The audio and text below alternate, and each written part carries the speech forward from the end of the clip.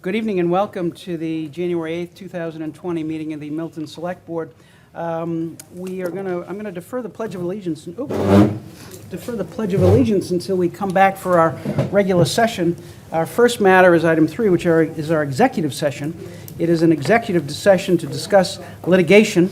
It's the litigation involving the Town of Milton Waterways license application. So I'll make a motion to enter into executive session to discuss pending litigation. OADR docket number 2019-045, Town of Milton Waterways license application number W19-5495, believing that having such discussion in open session could have a detrimental effect on the litigating position of the board, and the board will return to open session to continue with our regular meeting after that. So that's the motion, rather long motion. Do I have a second? Second. Motion's been made and seconded. This is a roll call vote. Ms. Collins? Yes. Mr. Zulish, yes. Mr. Farrington? Yes. Ms. Conlon? Yes. Mr. Wells? Yes. So we will adjourn to executive session, and we will be back to begin our regular meeting here at 7. We'll start with our public meeting on the Ice House, and then we'll continue on the agenda. Thank you very much.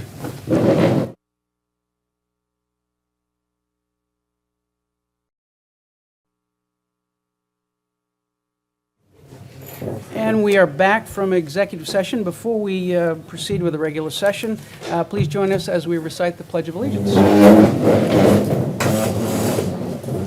I pledge allegiance to the flag of the United States of America and to the republic for which it stands, one nation, under God, indivisible, with liberty and justice for all.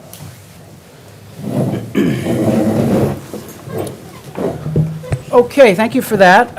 Item 4 on the agenda is our public meeting with respect to the Ice House and the comprehensive site approval application. This is a public hearing that we have noticed and provided the materials for. The initial presentation is going to be made by the developer. As I understand, the developer is here and will make a presentation. Is that correct? And then, as we did at our last meeting, we will invite public comment, and I'll lay out the parameters for public comment at that time, just so we don't have to repeat it. So I'll ask the developer to come up first and make their presentation, and then we'll have public comment on it.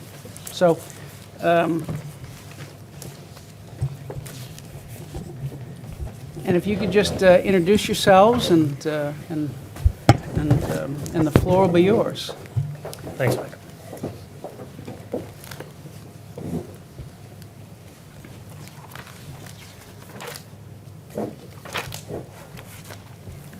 Yeah, we're good. Good evening.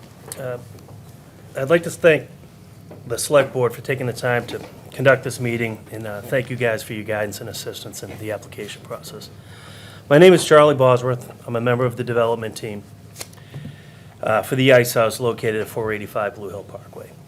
With me tonight is Dean Harrison, to my right. He is our 40B consultant for the comprehensive permit, and Scott Golding from Drohan, Taccio, and Morgan is behind us to my right, who is basically our zoning professional. At this time, I'd like to hand it over to Dean to provide information on the 40B application. Hi, my name is Dean Harrison. I am a housing consultant. I've been doing affordable housing now throughout Massachusetts, Rhode Island, Florida, and Connecticut for the last 30 years. What I like to describe tonight is kind of the process for people who do not understand why we submit a site approval application and what's the process with that. As part of a comprehensive permit process, before you can actually submit an application to the Zoning Board of Appeals, you have to get basically a site approval from a subsidizing agency.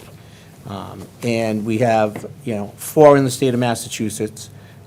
We have Mass Housing, we have the Department of Housing and Community Development, we have Mass Development, and we have Mass Housing Partnership. And there's different reasons of different financing to go to those individual ones. Most of the time, when it's a private development without any public financing, you go through Mass Housing for the site approval application. Within that is the form that we submitted along with the exhibits is the mass housing form, which is a standard form that they've used to basically identify different issues of the site, get some background on the developer, the number of units, how many market, how many affordable, and so forth.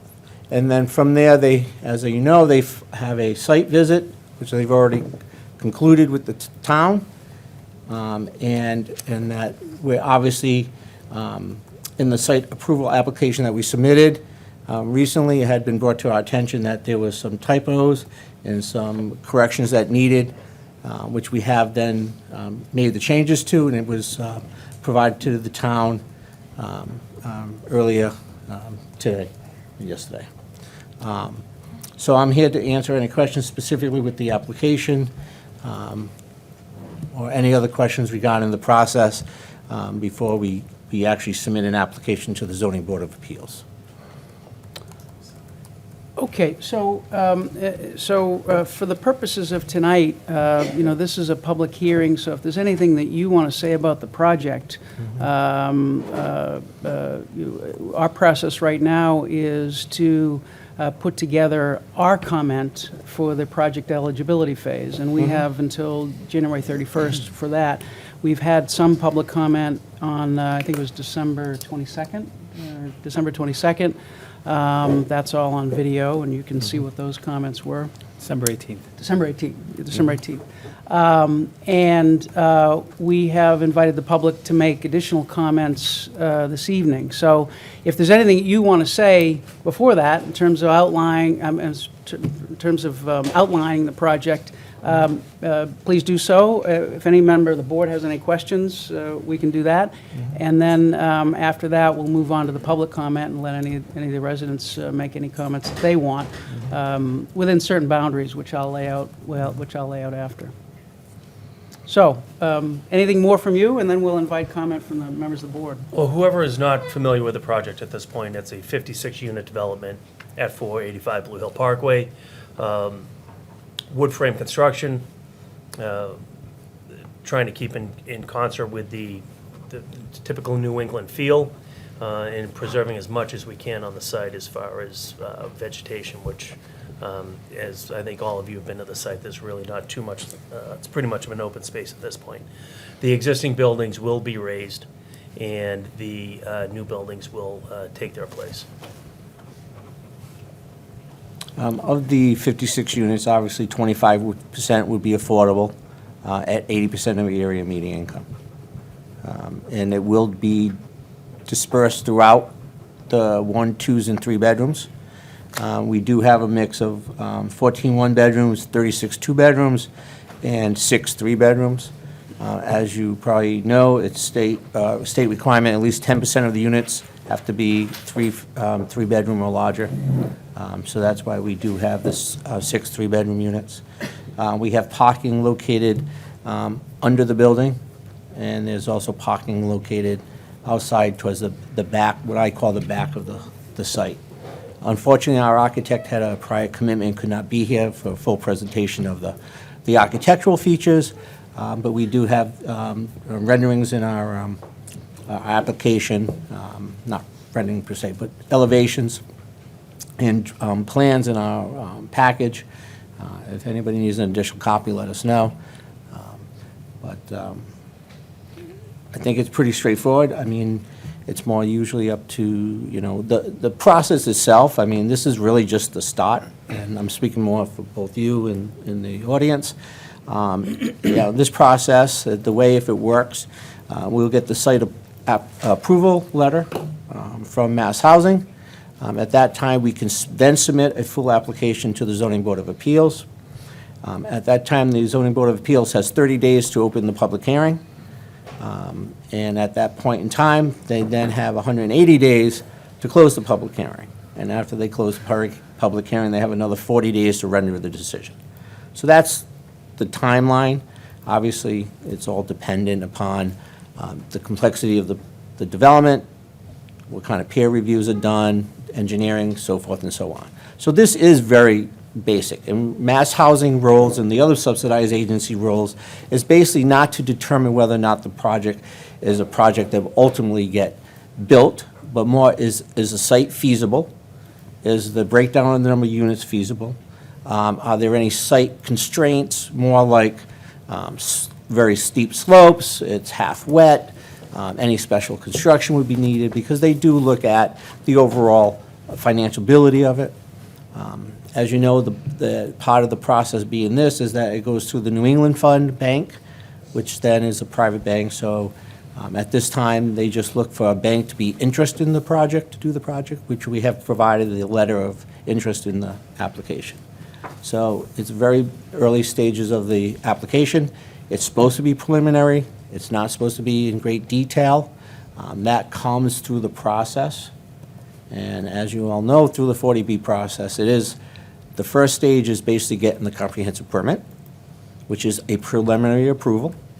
And then after that, then we have to come back with the final approval from the state and all our final approvals from prior to pulling a building permit. So there's many steps and many days ahead of us. Questions or comments from the board? Mr. Farrington? Dean or Charlie, could you, just for the sake of the discussion, shed a little light on the primary difference between affordable housing versus low-income housing? Because I think that's something that a lot of people are not clear on. Oh, and my parents still aren't, and I've been in this for 30 years, and they still don't know what I do. Affordable housing versus, it's more, the way we like to explain it, it's for working families. You have to make 80% of the area median income. A lot of times people, I would say, lack of a better term, is they confuse affordable housing with public housing. Back in the days, public housing was, they built housing, you paid 30% of your income, and if you had no income, you paid nothing. And the government paid the rest. So for example, rents were $500 for a one-bedroom. The resident had no income, government paid $500. The resident had 30% of their income was $100, the government paid $500. The difference here is, this is for sale, so one is that the homeowners will have to be able to support a mortgage that would support the requirements of buying the house for whatever rate it's at. Okay, and the selling price for the affordable units are based on 80% of area median income. On a rental side, it's basically if the rent, for example, was a two-bedroom was $1,000, the resident would have to be able to afford $1,000.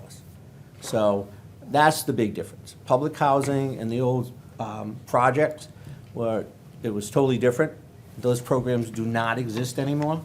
Those developments still exist, and obviously that's one of the big differences. The other big difference is the oversight, in the sense that on the old public housing, if it was elderly housing, you could not.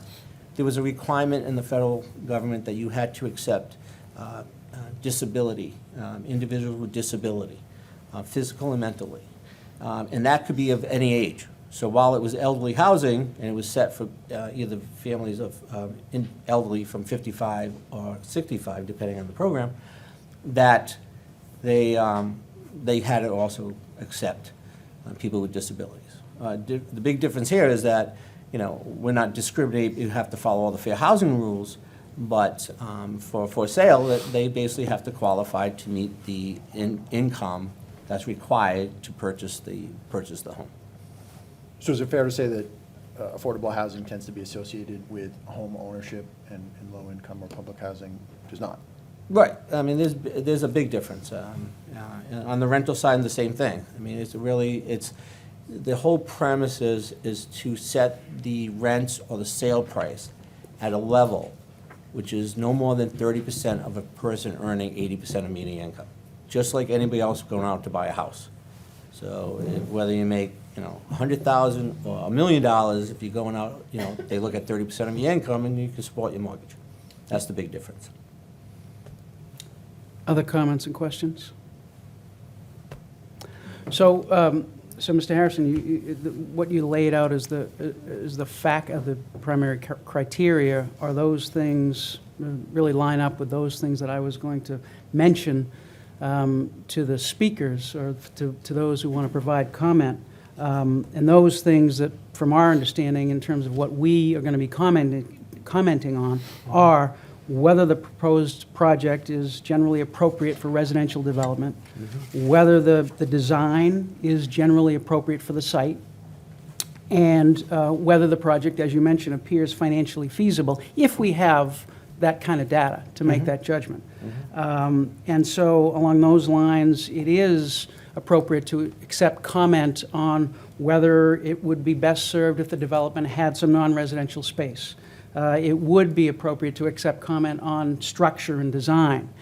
It would not be appropriate, and I will ask all the people who comment on it, because we can't comment on it, not to comment on who may live in a project if it comes to fruition. For example, if there are families with school-aged children, or if there are single parents, or if there are low-income individuals, or if there are people with individual disabilities.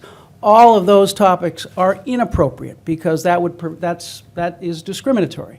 And so that's not something that we will comment on in our letter. So if anyone wanted to go down that road, I would suggest that you not, and focus on those areas for comments that we can comment on in our letter, which are: is it appropriate for residential development? Is the site appropriate for this, for the design, rather?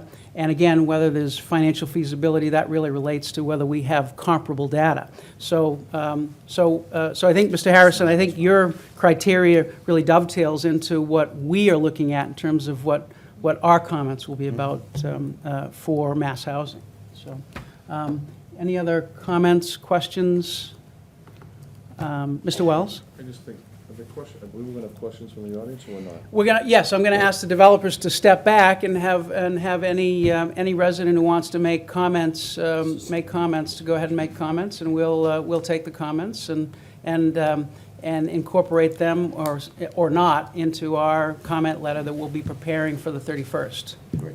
So thank you very much. Appreciate your showing up, and certainly invite you to stay to hear what the Yes. residents have to say. And you can, in terms of the comments that we had on December 18th, that's all on video, and it's on the Milton Cable Access website. I'm sure you can find it, and you can see what other comments were made there. So, Okay, thank you. Thank you very much.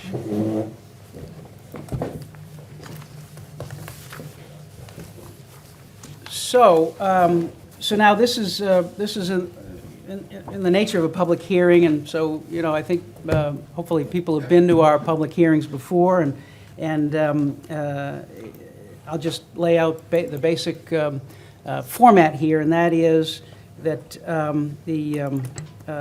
you should direct all your comments to me, and we'll take the comments and hopefully incorporate them or synthesize them into our letter, our comment letter that we're going to be providing to Mass Housing. We will focus on those areas that are appropriate that I've mentioned before, which are: is it appropriate for residential development? Is the design appropriate? Financial feasibility.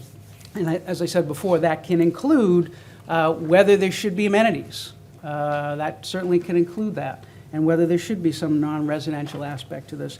And the structure and design of the project. Those are all appropriate comments that we can include.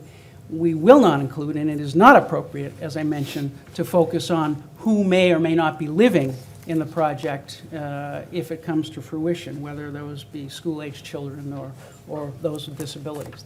Those are things that we will not be commenting on, and it's not appropriate. So with that, if anyone has any comments and wants to come up and put your name and address, and we'd be happy to hear from you. Don't all rush at once. Sir, you want to step up to the microphone?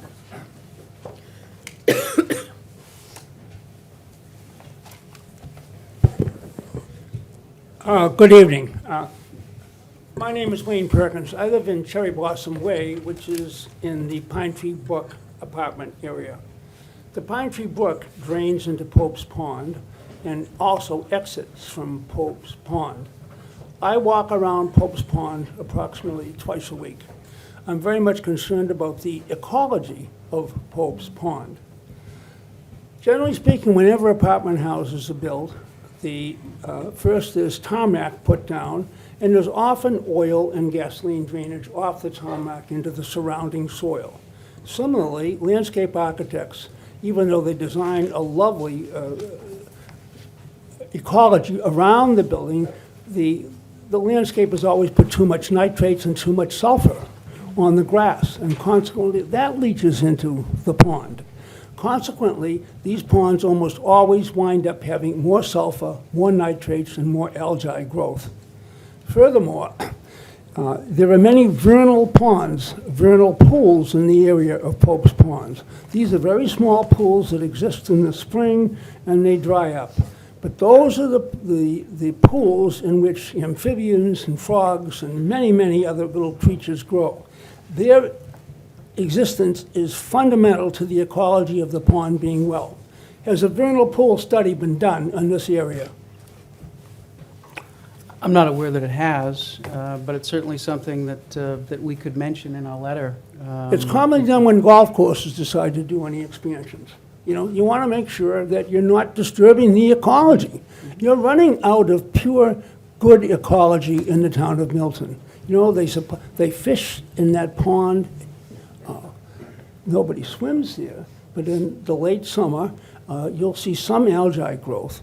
But I'm concerned that this is going to enhance the algae growth of that pond. And quite frankly, I don't know any other solution to it.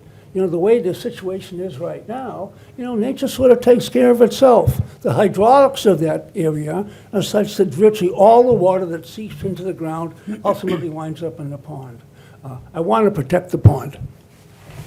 Thank you, Mr. Perkins.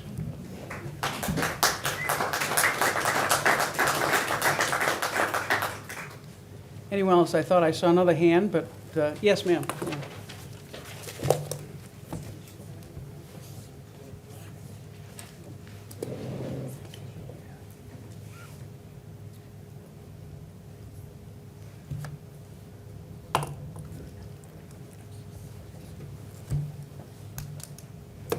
My name is Jackie Golden. Currently living at 20 Kevin Road. I wanted to speak about the amenities in the non-residential. As I was at the last meeting, it was made aware to me that it was the developer's choice to have amenities or commercial space, and hearing their presentation, it sounds like there isn't any, and I found that a little disappointing. I feel like Milton needs to incrementally add additional commercial real estate to help benefit taxes, and so I feel like this could be a missed opportunity. Also could maybe be a pivotal point where we could be adding commercial real estate to different areas of the town.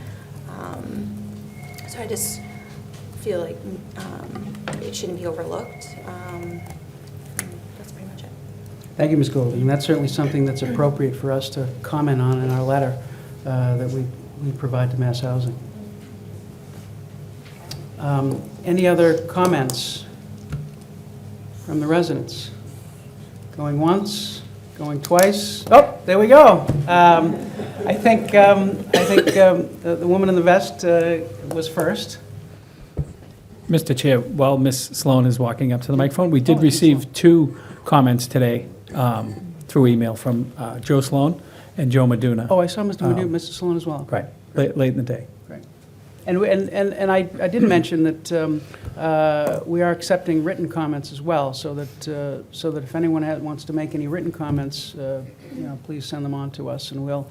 Again, the purpose of this is to synthesize the comments that we get from residents, from our boards, from our committees, and to include that in our letter to Mass Housing. So, Ms. Sloan. I have a question. It's really a point of clarification. The language of purchasing the properties and also renting the properties is present in the application, and I'd like to better understand the developer's position. Are they building apartments for rental, or are they building condominiums for sale? Thank you. Thank you, Ms. Sloan. My understanding from the application is that it's condominiums for sale at this point. Mine's Yeah. the same. And I'm getting a nod from Mr. Bosworth, so it is condominiums for sale, and that's the plan that's being presented. Mr. Chair, I Yeah, believe Mr. too, the Wells. fact that they said that it's 25% affordable indicates it is condos Right. versus rentals where it would be 100%. That's right, that's right.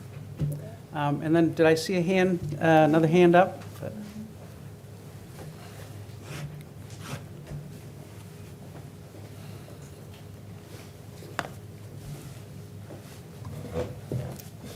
My name's Katie Schmidt, and I live at 62 Churchill Street. And I want to emphasize, this has been stated by some of the comments that have come in, but it's the size.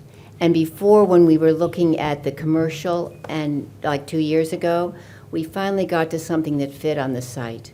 What we have in the application does not fit on the site. And there, at one point in there, on one page, it was like 17% was what was going to be the parking and was going to be the residence, but it was like the opposite of what it was, and I'd like to know if that was a correction that they made in there, because you'll have, and then what I also did was, if you have 14 singles, that's 14 bedrooms. If you have 36 doubles, that's 72 more bedrooms. And then if you have the 18 from the 3 bedrooms, 6 units that are 3 bedrooms, you have 104 bedrooms. That means that you at least have 104 people who are using that building, coming in and out and going to their cars, and driving out that one driveway, which is very close to the person's house next door. And that needs to be addressed and repeated again and again, that is large development for the size of the property. Because you've got 2 football fields and you've got an L-shaped that's pretty wide. And we look at that property now and we see a house and we think, well, then that's what it'll be. It'll be this house, and another. But the L shape will be larger than the barn that's in the back that you don't see. It'll probably be 3 times that, and with a property. And the other comment I'd like to make is, if you make something for families, you can't have kids inside all the time. They have to have some place that they can go out in their own home and in their own neighborhood. And there's no place really to walk or to do something there. So you'd have to put some amenity that gave them some place to be outside, either picnic benches or something that they could be outside, some of the families, or else they're going to be up and down the hallways. I had 3 kids. Yeah, and I might just caution a little bit that whether the ultimate residents have school-age children is, again, not something that we're supposed to Well, comment on. But I right. appreciate the idea about amenities, certainly. Yeah, well, I understood that they did the 3 bedrooms because they wanted families. Well, again, I'm just saying, for the purposes of our comments to mass housing, we have to focus on specific criteria, and there are certain things that are inappropriate for us to focus on, such as whether there will be school-age children. But I do take the point about, I think it's a separate point and an important point about having amenities and having opportunities for And enough for different green people. space that even Yes. if you're an adult, you can go outside. Exactly. All right, thank you. Thank you very much, Ms. Smith. I think there was a hand in the back before you, Joe, but, which I'm going to give that gentleman a chance and then go to you. Been here before. My name is Dennis O'Brien. I live at 9 Columbine Road. And I have a question, building on what the first gentleman said. I'm curious, in this kind of process, who has accountability for the environmental impact? So it's a good question. It's, in terms of our comments, we can comment on whether this is appropriate for residential development, whether it's appropriate for the site. So in terms of whether it's appropriate for the site, it would be appropriate for us to comment on, to the extent that we have comments on environmental issues, in my view of that. So I think we can comment on that. And that's part of the criteria that mass housing has to look at. Beyond that, the next stage goes to the Zoning Board of Appeals, and that's beyond, then it goes into their court. And I don't know if anyone here knows, at that point, whether the environmental issues are concerned, are developed by the zoning board of appeals. I think they do, but Ms. Collins, you may have some input on that. Well, that is true. The application that goes to the zoning board of appeals would have to include every facet of the project, and that would be part of it. And the Conservation Commission, depending upon how they're citing the buildings and things, Right. they would be involved. Because it So seems adjacent to a lot of wetland. Right. Okay. And as Mr. Perkins had mentioned with golf courses, there are landscape management plans for those. So it could be that something like that might be developed if the Conservation Commission deems that it's necessary. But I think it's way too early to tell on something like that. Does But that ever get overridden by the state? that's a good question. I don't have an answer for I that. don't know the answer to that. I don't know the answer to that. Mr. Chair, if I might. Yeah, Mr. Mr. O'Brien, so as a part of this process, all the department heads are working with the planning department, the planning director. Steve Ivas, who's the town's conservation agent, will be submitting comments as a part of this submittal to Mass Housing. So our conservation agent is looking at this project from all of those perspectives. Great, thank you. Mr. Wells? There was a project 6 or 7 years ago where part of what was one of the strongest arguments against it was the damage that project would bring to the serenity, the tranquility, and the ecology, as the first speaker said. And that was part of the reason why the proposed developer abandoned it.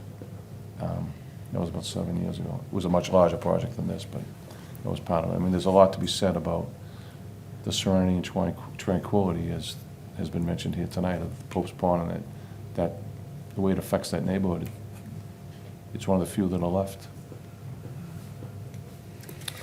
Thank you. Thank you, Mr. O'Brien. Mr. Sloan, I think you were next.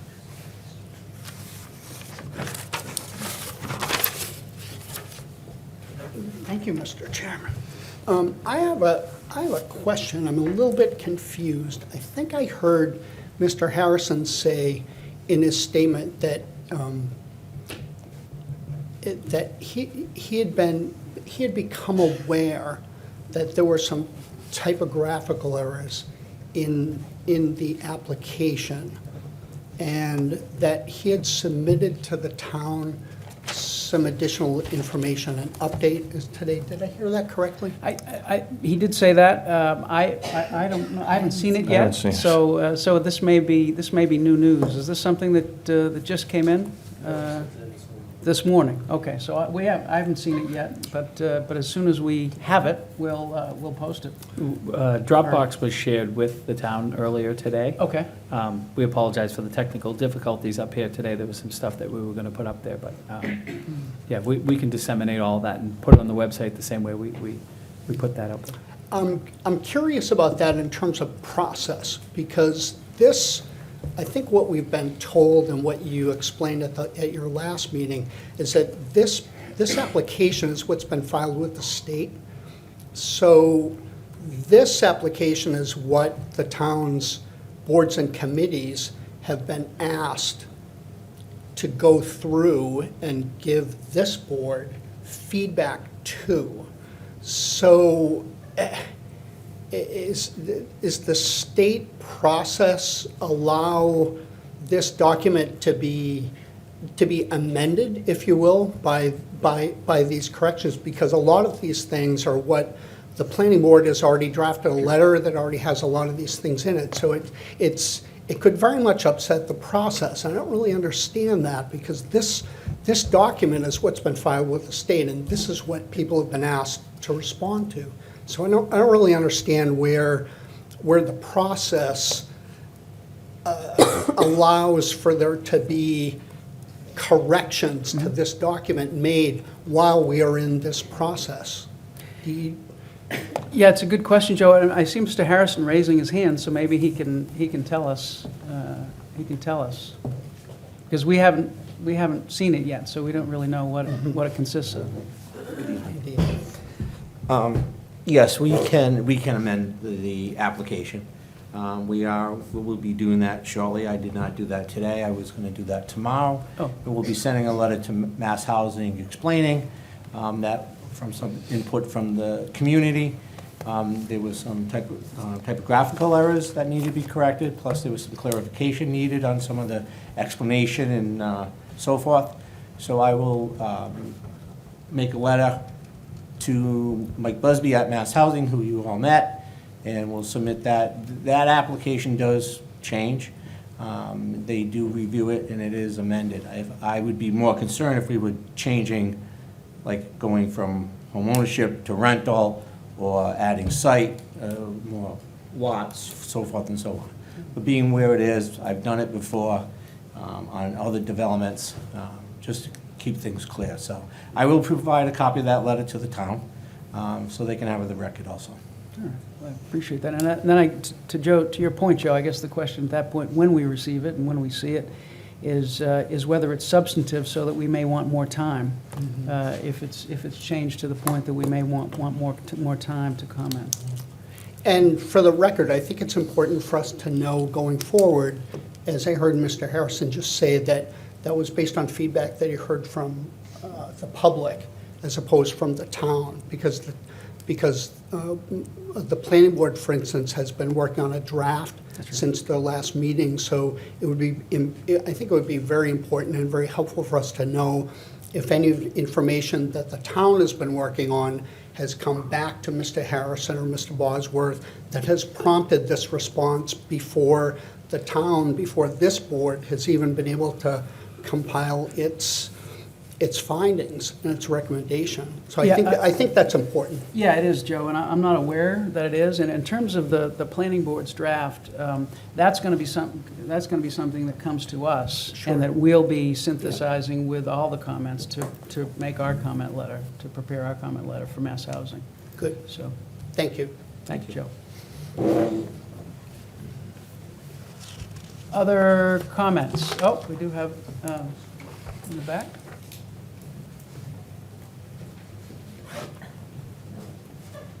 Do I sign in here? Yes, that would be great.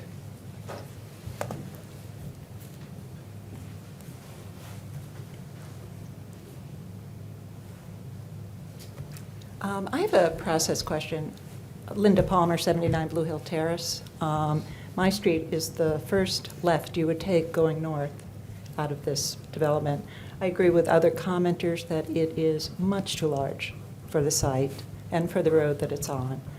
Does the town have any ability to comment about traffic and to require a traffic study?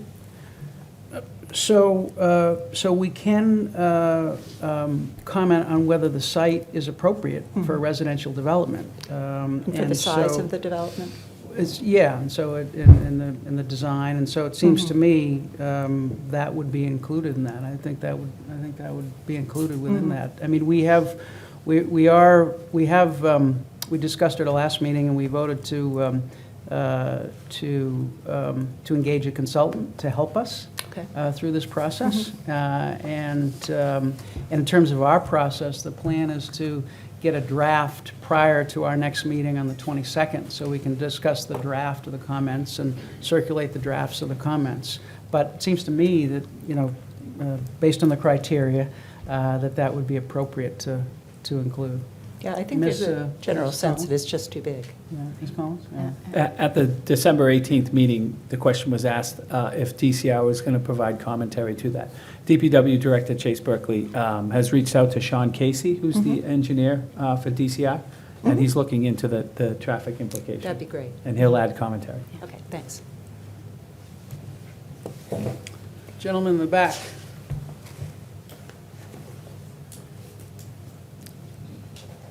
Looks familiar.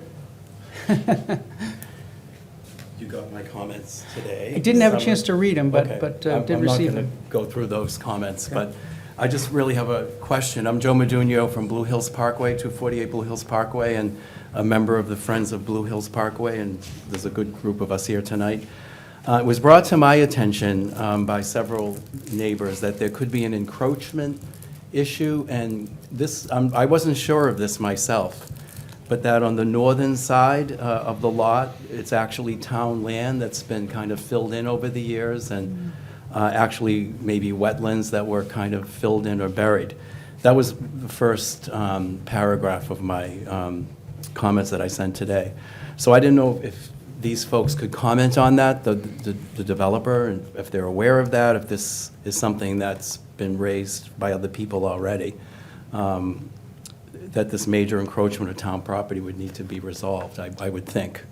Is the town property you're referring to, Pope's Pond? The Pope's Yes, Pond yeah, it's on that footprint? side. I sent an image today, too, that somebody put together for me, right. There's a kind of arc there that's half paved, and there's all this Japanese knotweed growing in the back there now, but that supposedly is property of the town. So that needs to be looked at, or someone has to figure that out, I would think, right? If you see the image that I sent today, that came from one of the members of the group who's familiar with that area. So I'm just highlighting that, and I didn't know if there was any chance for feedback from the developer, if they are aware of that, you know? I mean, they're welcome to, or Comments, not, I don't or know. just, they can just take the comments. I don't want to impose on them if they don't wish to, so. But maybe just be aware of this Yes. and have somebody look into this, you know? Yep.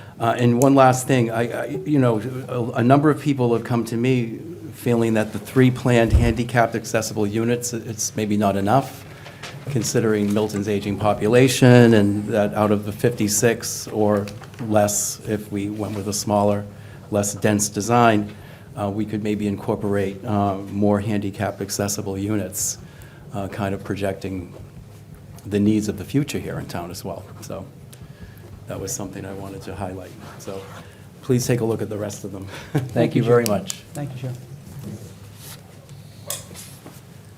Any other comments?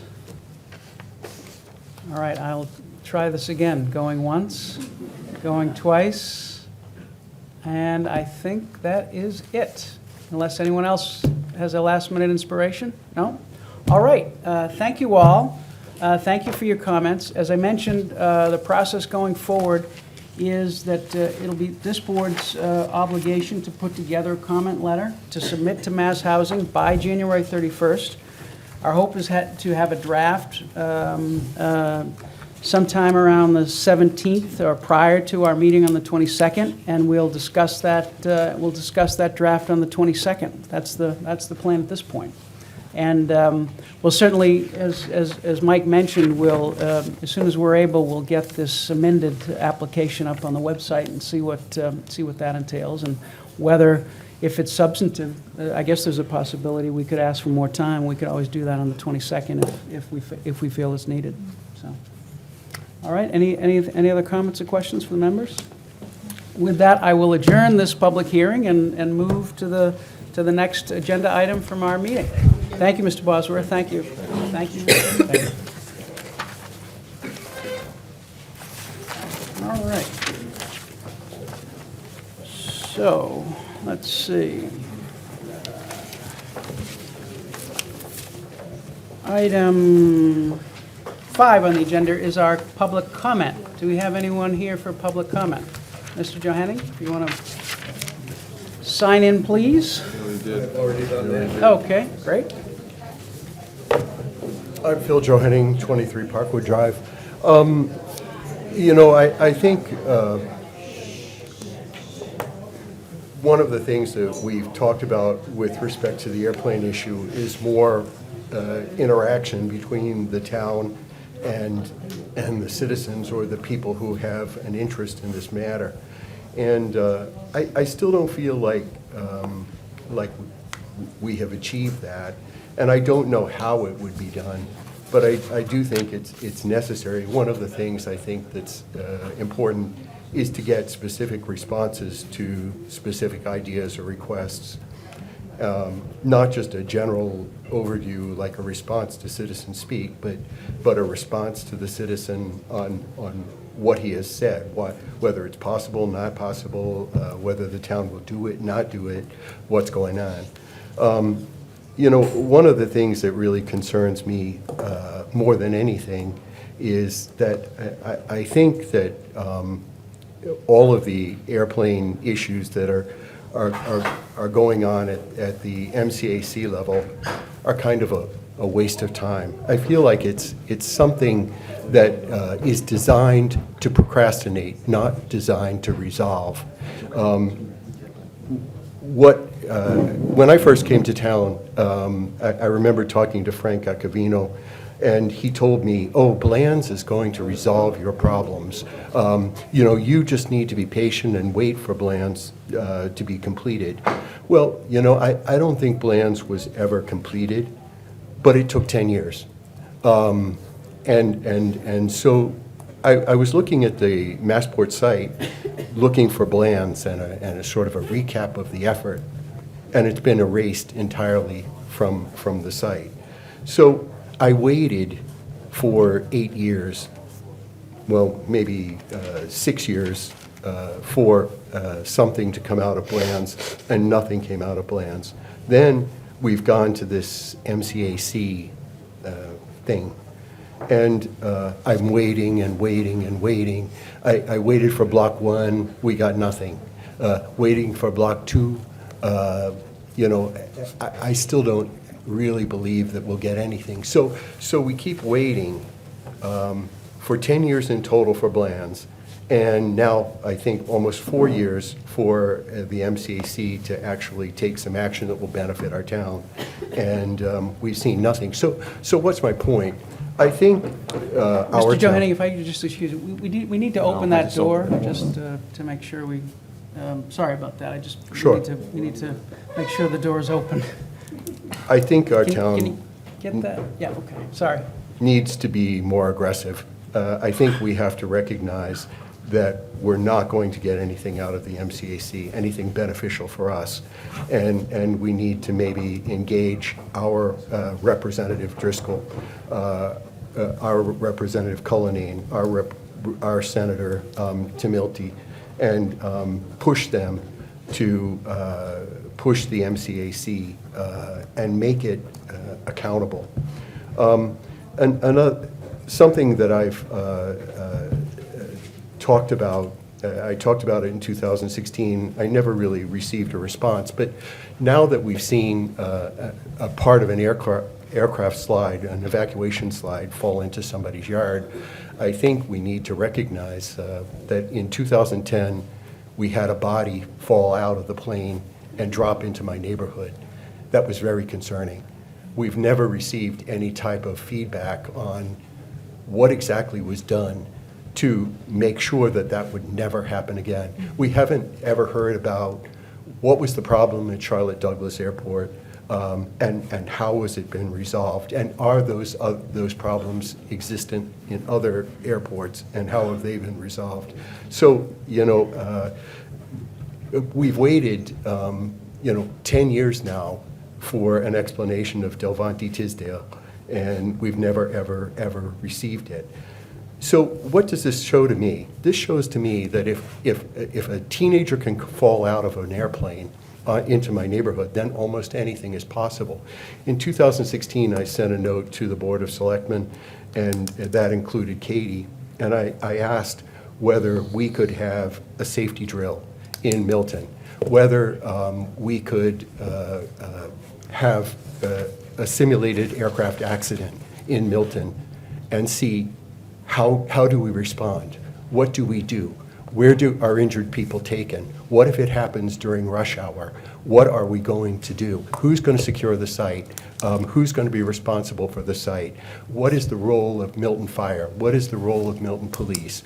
And if Milton Fire and Milton Police have a responsibility, what is Massport doing to support us? Massport has a fire organization inside the airport, but what about outside the airport? Is an aircraft accident more likely at the airport than outside the airport?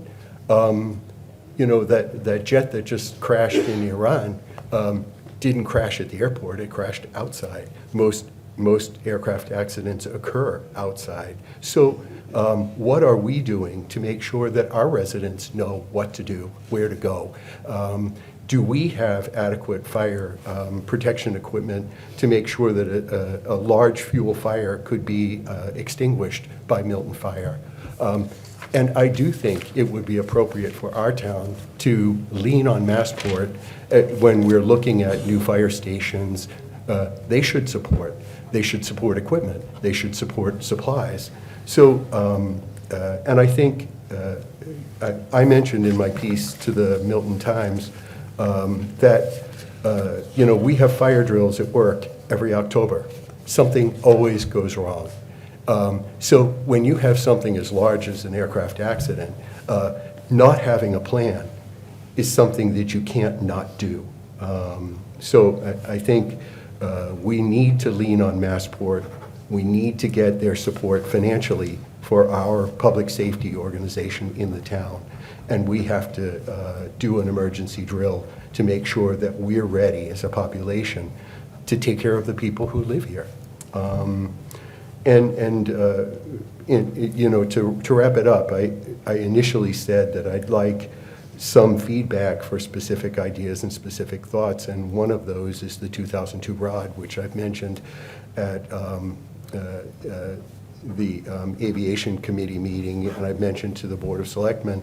I understood it was a recommendation by to the board, and I'm wondering what are we doing to see whether this is a contract issue, whether there's whether we have standing, whether the statute of limitations has ended or not, and whether it would make sense for the town to take action. That's what I'm talking about to wrap up finally. More aggressive action, perhaps a lawsuit, a contract. I think that they haven't kept their contract with us, the FAA or Massport, and I think we have grounds to go to court and get that resolved. Okay, thanks. Thank you, Mr. Henning. Anyone else for citizen speak? Yeah?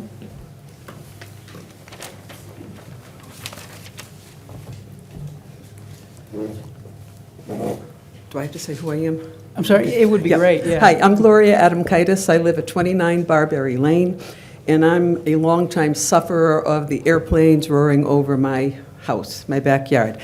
We came to this meeting because I saw that some report from the FAA was going to be presented or explained or whatnot. However, I don't pretend to understand. I don't have all the information that you have and others that are concerned.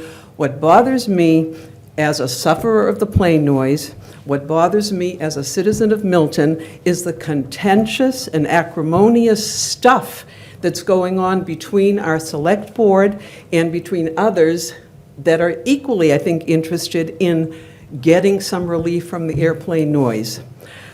As I said, I don't know the facts, all the facts. I don't have all the details that you guys have. I don't know everything that the other group has in front of them. I just know that I'm bothered by the noise, and nothing seems to be happening other than what I read in the Milton Times or whatnot. You guys say one thing, they say something else. You can't all be right, they can't all be wrong, and vice versa. And there has to be some middle ground that you could all work together. If you all work together, it would really benefit me and everybody else that suffers from the airplane noise. So that's it in about 2 cents. Come to some consensus or do something that's going to produce some positive action to help us in Milton. It's been going on and it's getting worse and nothing's happening. Thank you. Thank you.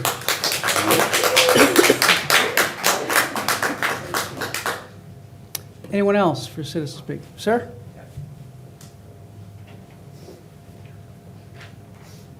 Hi, good evening. I'm Father Bill Brown. I live at 65 Father Carney Drive, St. Joseph's Retreat House. And so I just want to, mine's going to be very short and brief in regard, I know this was tabled on November 14th. I wasn't able to be there. I just like the Board of Selectmen to reconsider your recommendation that you made to the FAA about the departures that are coming over Milton, which has changed. Now it's coming more east. We have a great distinction of our retreat house where we have people that come for quiet, which is hit and miss. And we have one of the most beautiful retreat houses, very small, but we have one of the loudest retreat houses. And so right now, we do not only get 4L, not just us, but our neighbors, and 4 Rs. every 30 seconds or less. Now we're getting departures, which I hear in the morning. So I just asked the board to reconsider the recommendation that you made that supports the present testing of the departures that's now coming over our house. So now we hear it coming and we hear it going. And I think a solution that's been proposed is and it's also coming lower, my understanding, altitude is lower. So my suggestion and appeal to you is to move it more further west and then south, and to give some reliefs, because right now, and it's not going to get any better. And when people say it's really not that big of a deal, experience tells me it's going to get worse, and I hear it now. March 2013, I heard the difference of the RNAVs, and that's just gotten worse. Now it's the departures. So there's a health issue, and for us, it's really our ministry is at stake. But I'm not just speaking for us, I'm speaking for the whole neighborhood. So thank you. Just want to keep that for you. Thanks for your time. Thank you. Anyone else? Cindy?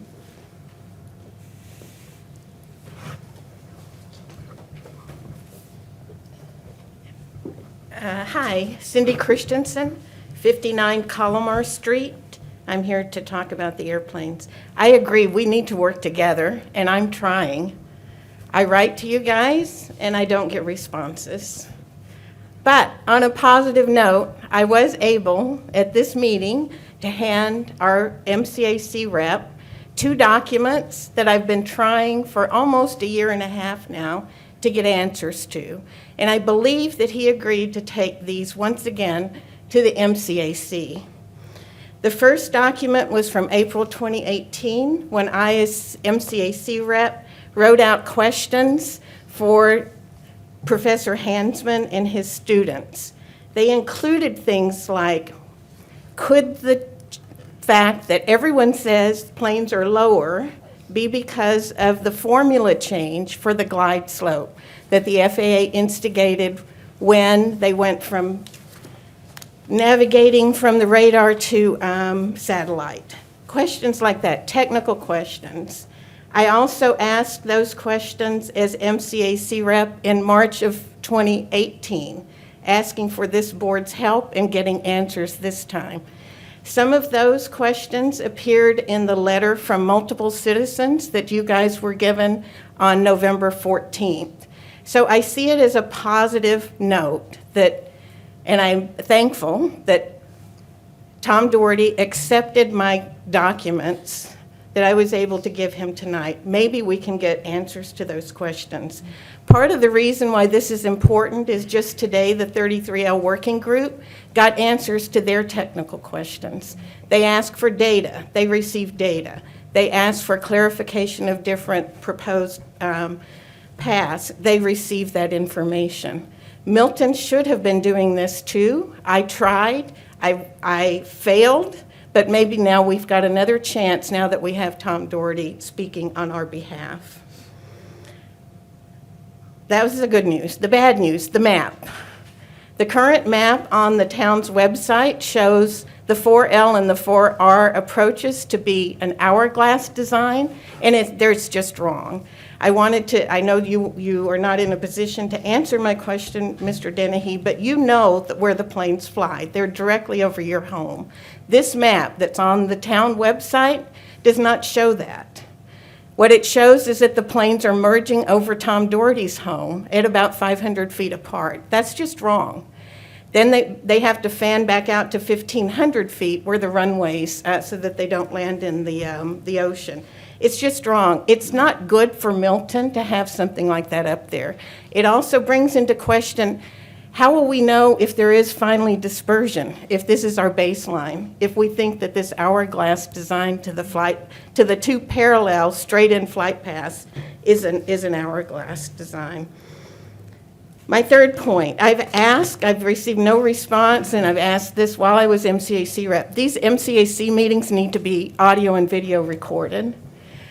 There's a group of people in the region asking for this, and what they're being told is the MCAC doesn't have the money to do that.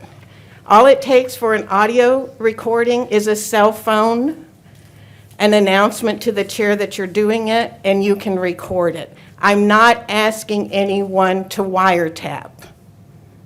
I'm asking for an audio version of the MCAC meetings, both the executive and the general meetings, as well as the operations. This is especially important given that tomorrow you're going to have the FAA at this meeting talking about the 4L environmental assessment. You need more than just written minutes on what they have to say. And finally, I'll end on a positive note. I'd like to publicly thank Congressman Lynch. I learned just today that he has co-sponsored 6 of the 8 Congresswoman Jackie Spears bills. There's 2 that are especially good. One would allow nighttime curfews. A little bit of a problem with that is that you still have to work through the airport to get them, and we know Massport not to be cooperative with that kind of thing, but it would get us a step closer. The most important one, though, of the 6 that he co-sponsored is one that would put human health and environment on the same level of the mission statement for the FAA as efficiency. So the first ring would be safety, but then public health and environment it would be on the same level as efficiency. So I think we should all thank Congressman Lynch. He's been a real trooper in trying to get things done, and he's working well with the Congress people out in California. Thank you. Anyone else for citizen? Oh, Ms. Knight?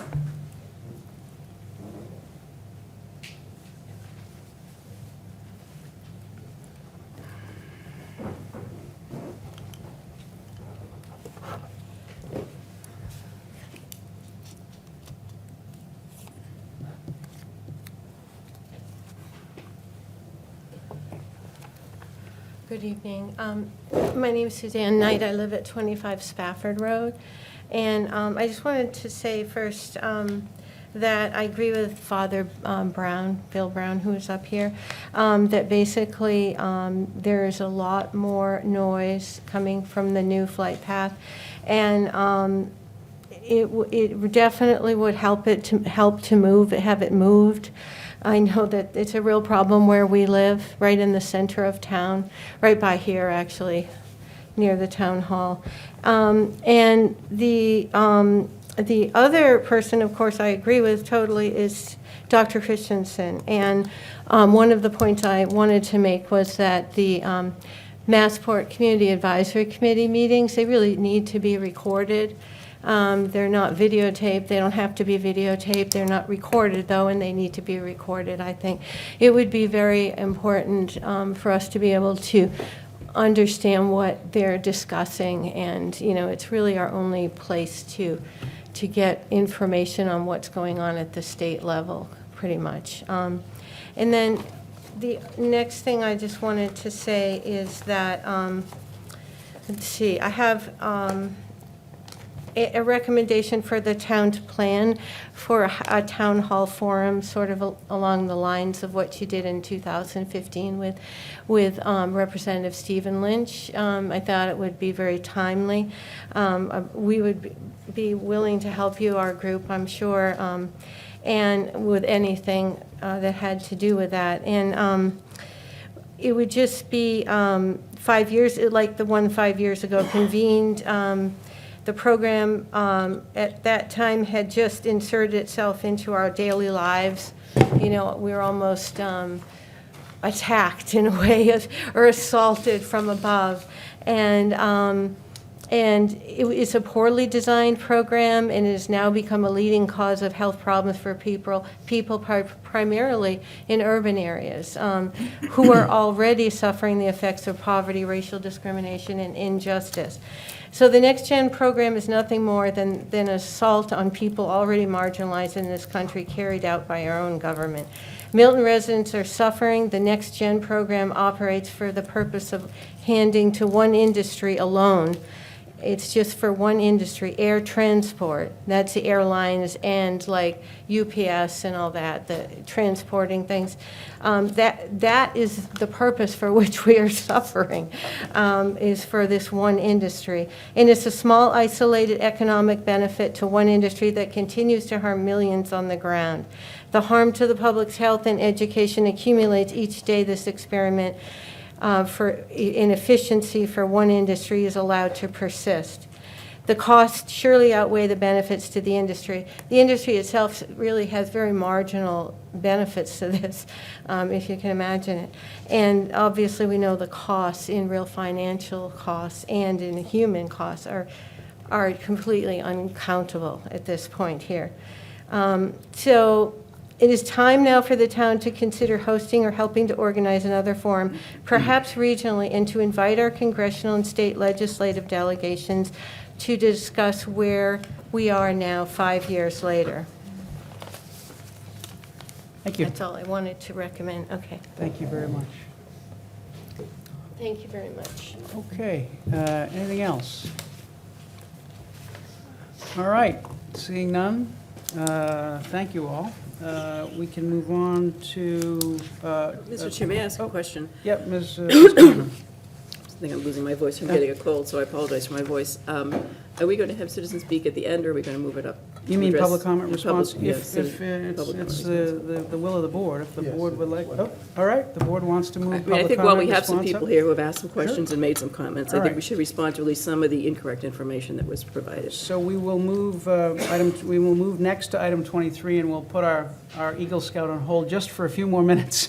So item 23, public comment response.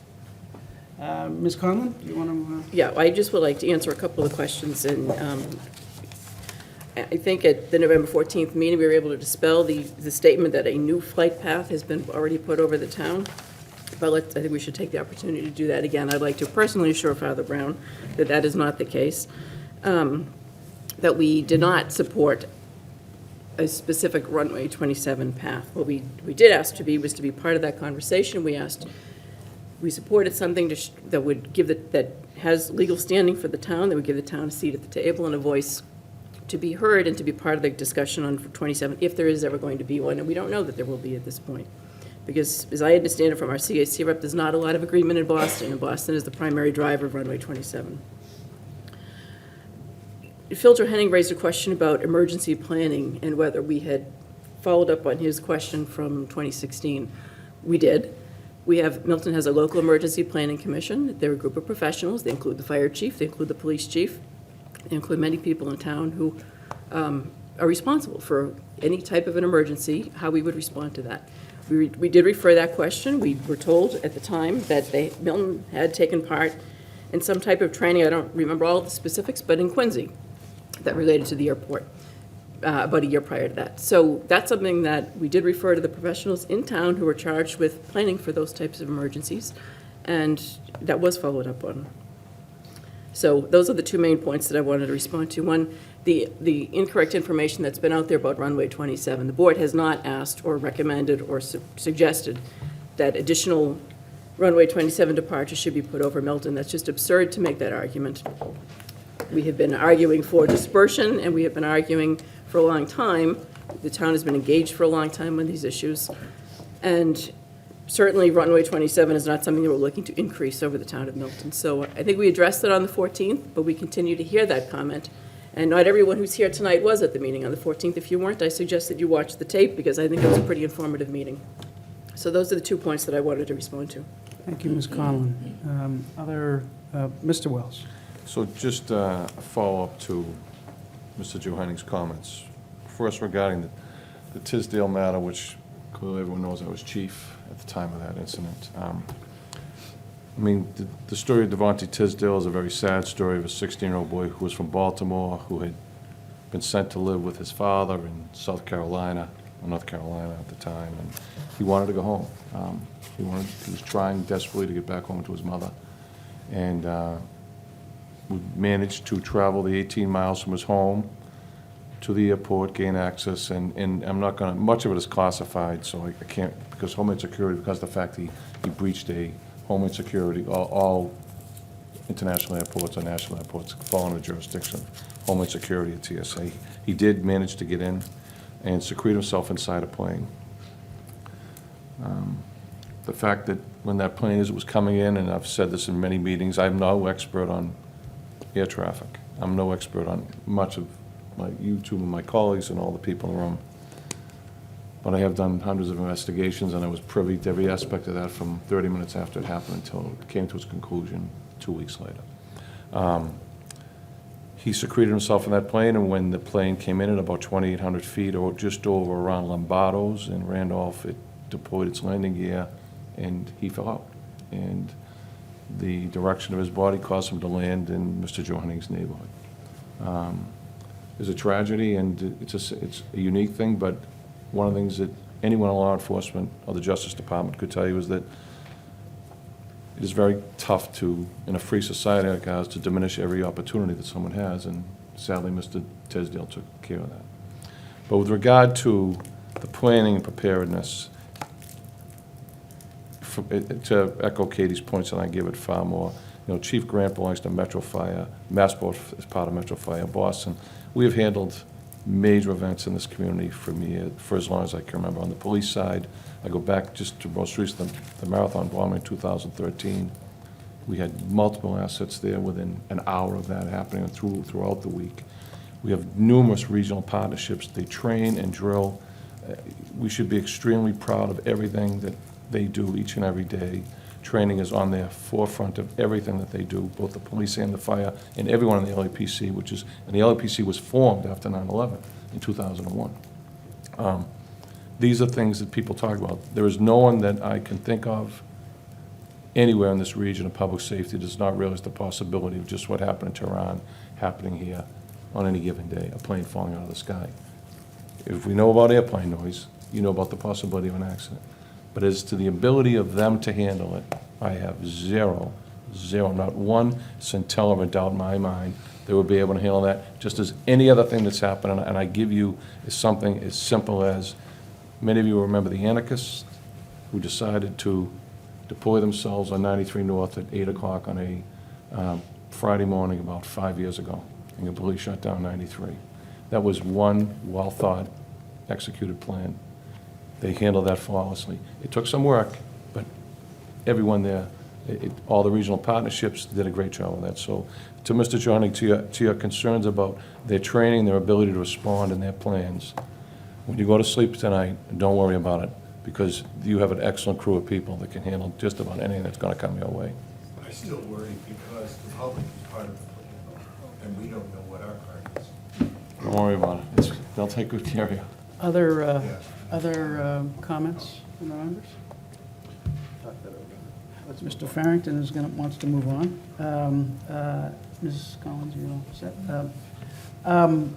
I will just say, on a couple of Mr. Johanning's points, one on the drill. I mean, certainly Richard knows more about it than I do, but we did follow up when we heard about the letter just to make sure that it is current. It is part of the current training and planning of the LAPC to respond to a disaster of that type. So that's something that, just to echo what Richard said, is currently done. And two, on the record of decision, the advice that we're getting on that is that we don't have standing, that it's really Boston that would have standing on that. And that's the advice that we've been getting. We can revisit it again with council, but that's, my understanding of the advice that we've been getting on that. That's Mr. really... Chair, is this on the recording you're referring to? The record of decision, this is the 2002 record of decision. Okay.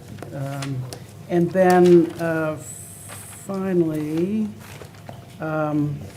Ms. Knight's question about a forum with Congressman Lynch, we raised that with that, and he is interested in having a forum. We raised that with him, and he wants to get the FAA.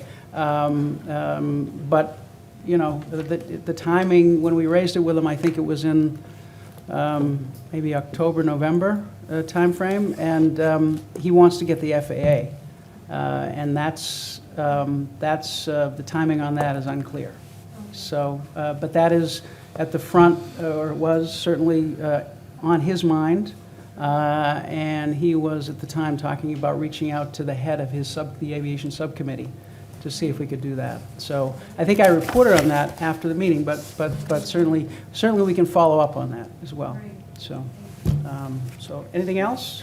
All right, item 6, our Eagle Scout, Mr. Truog.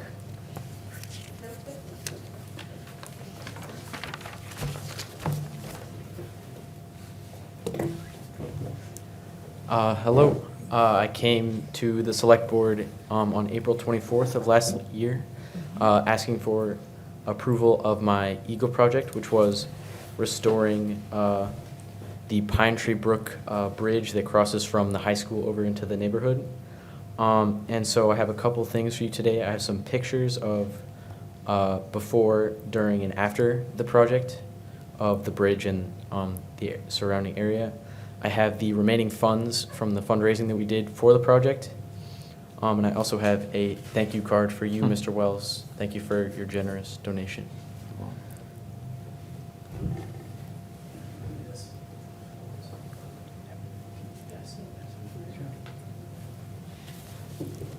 That's great. Now, what is this? This is a check from the remaining funds, so.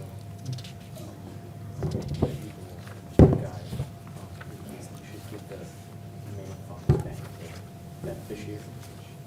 Okay, we'll talk about, we'll probably talk about this, so, because I'm not sure. We can accept it if it's to maintain the property. Right. We did that once for Okay. the Jewish War Veterans Memorial when another Eagle Scout did that project. Okay, so, so this is Daniel Truong, who's an Eagle Scout, who has done a fantastic project at Pine Tree Brook, and I would have given you a little more of an intro, Daniel, but I thought you might do it.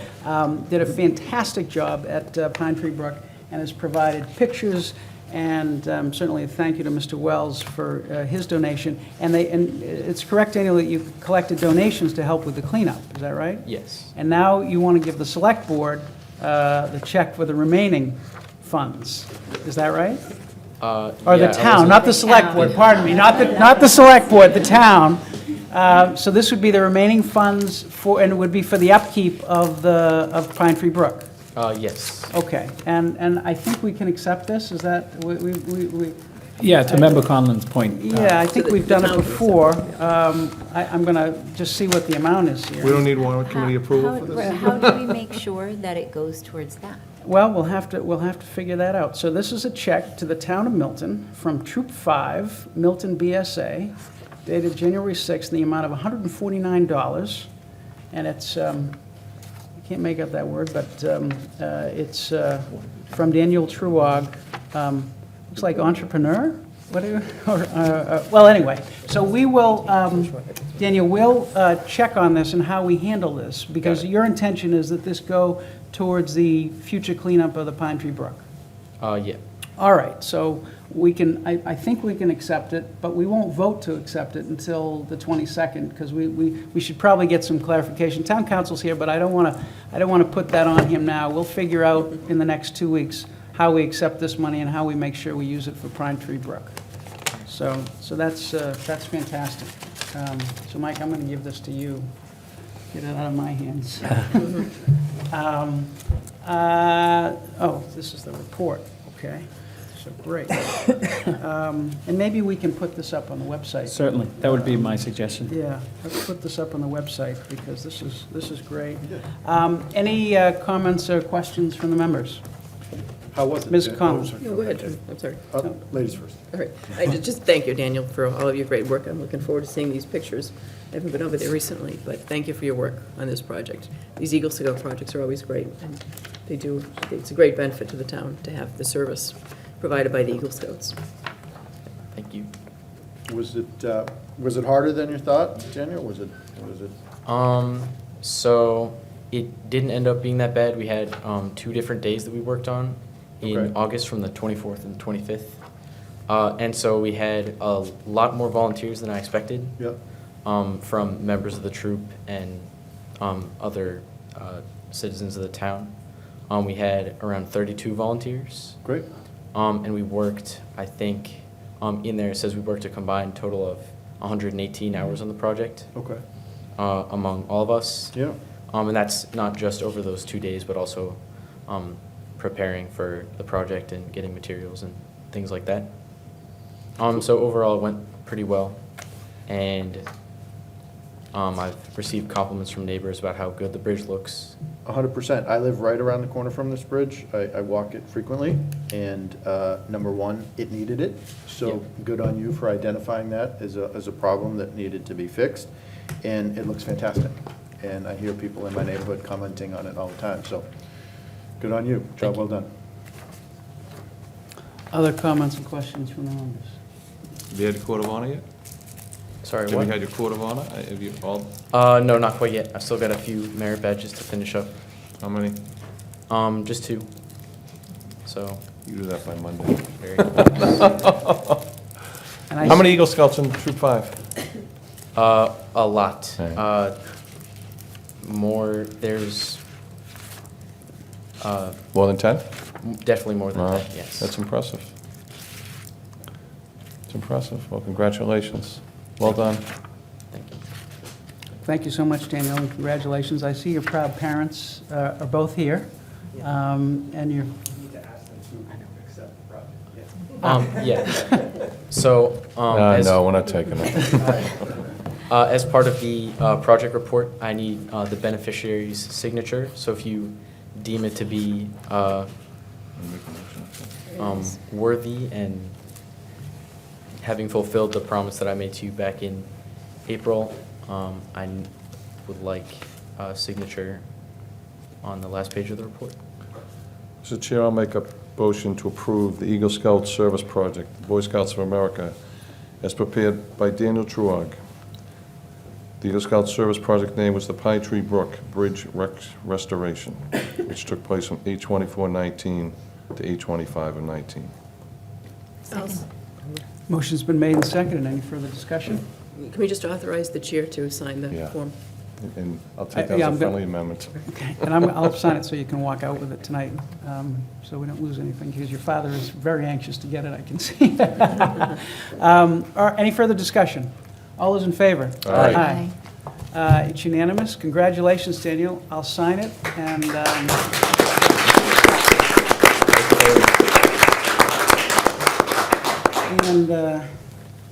let's see, where it goes. Oh, here it is.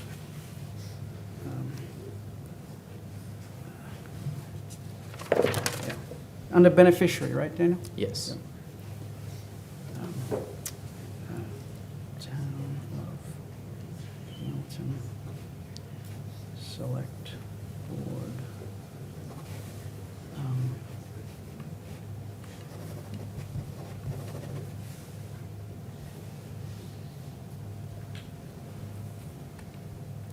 Today is the 8th.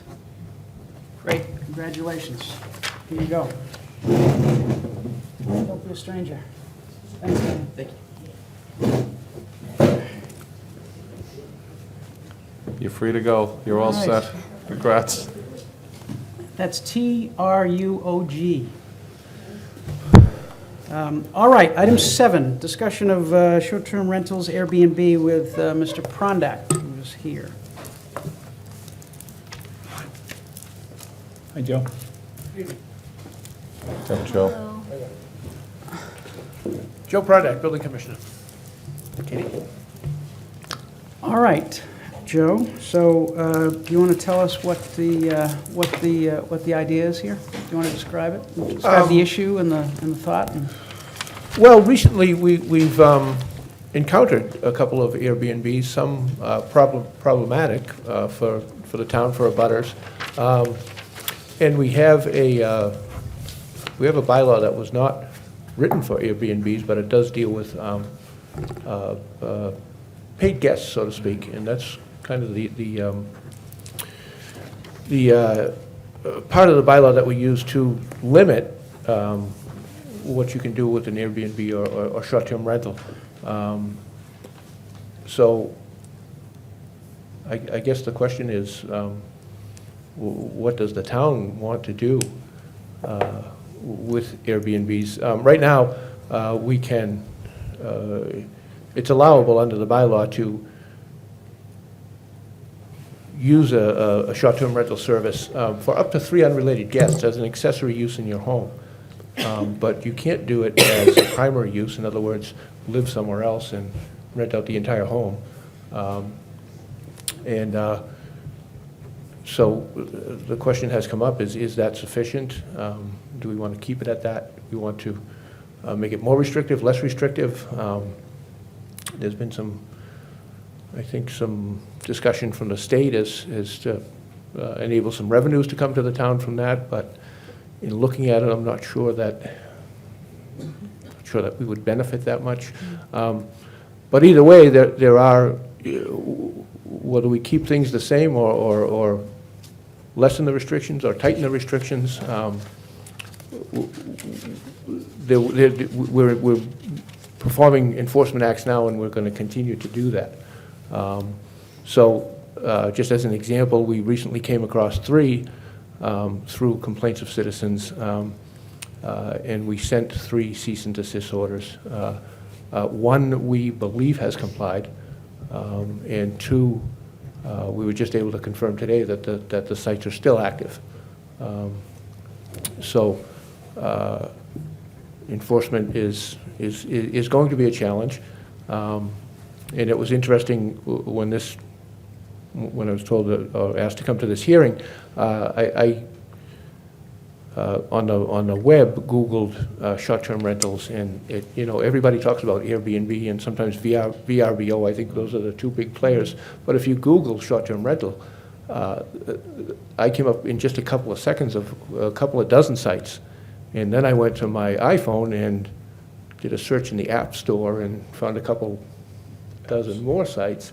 And then going back a few years to an issue we had with some college students, on the App Store as well, I searched off-campus housing, and there's even more.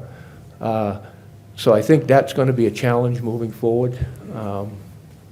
Airbnb, I think Ms. Collins found an article where Airbnb is trying to be more proactive and more involved in communities and helpful, but what about all these other sites? And if Airbnb becomes too restrictive for people to use that, will they just simply pick up another site and do it that way?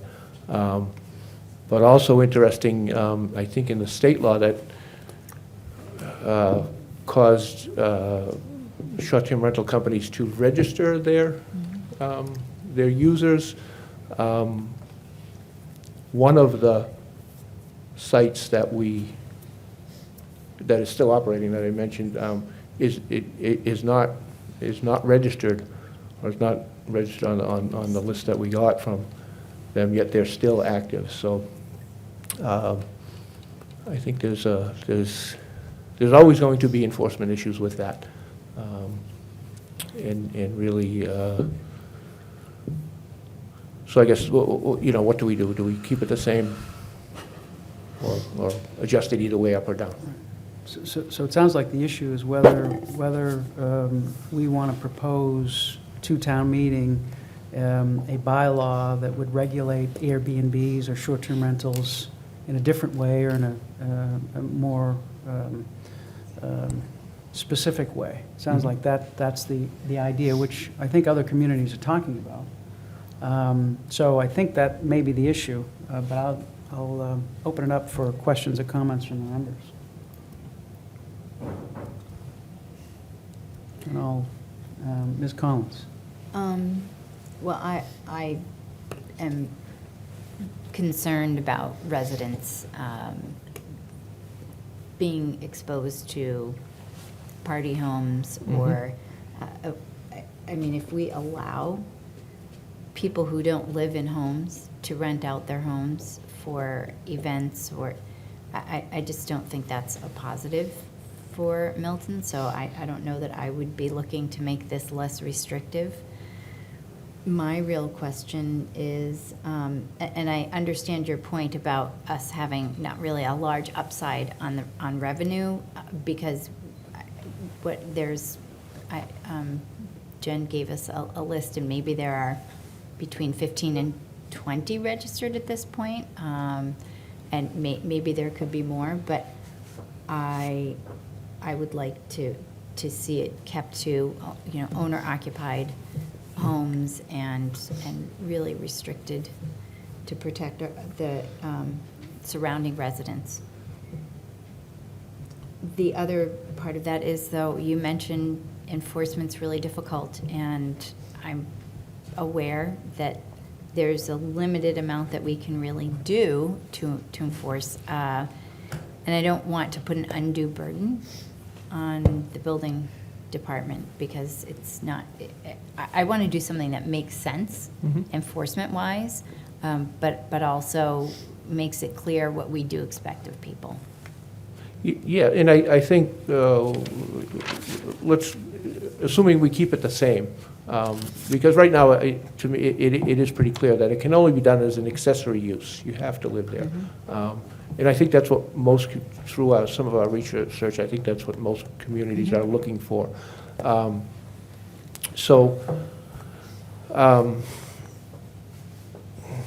Totally lost my train of thought, sorry. Enforcement. Yeah, so the enforcement's going to be there regardless. I don't think that, in other words, if we keep it the same, I don't think it's going to be any different. So it sounds as if you're saying we don't need anything more restrictive than we don't really need to change anything. We could add different language, but we'll end up with the same result, because we're not looking to, I'm not looking, I shouldn't speak for the rest of the board, we're not looking to loosen our restrictions. Correct. Yes, I agree.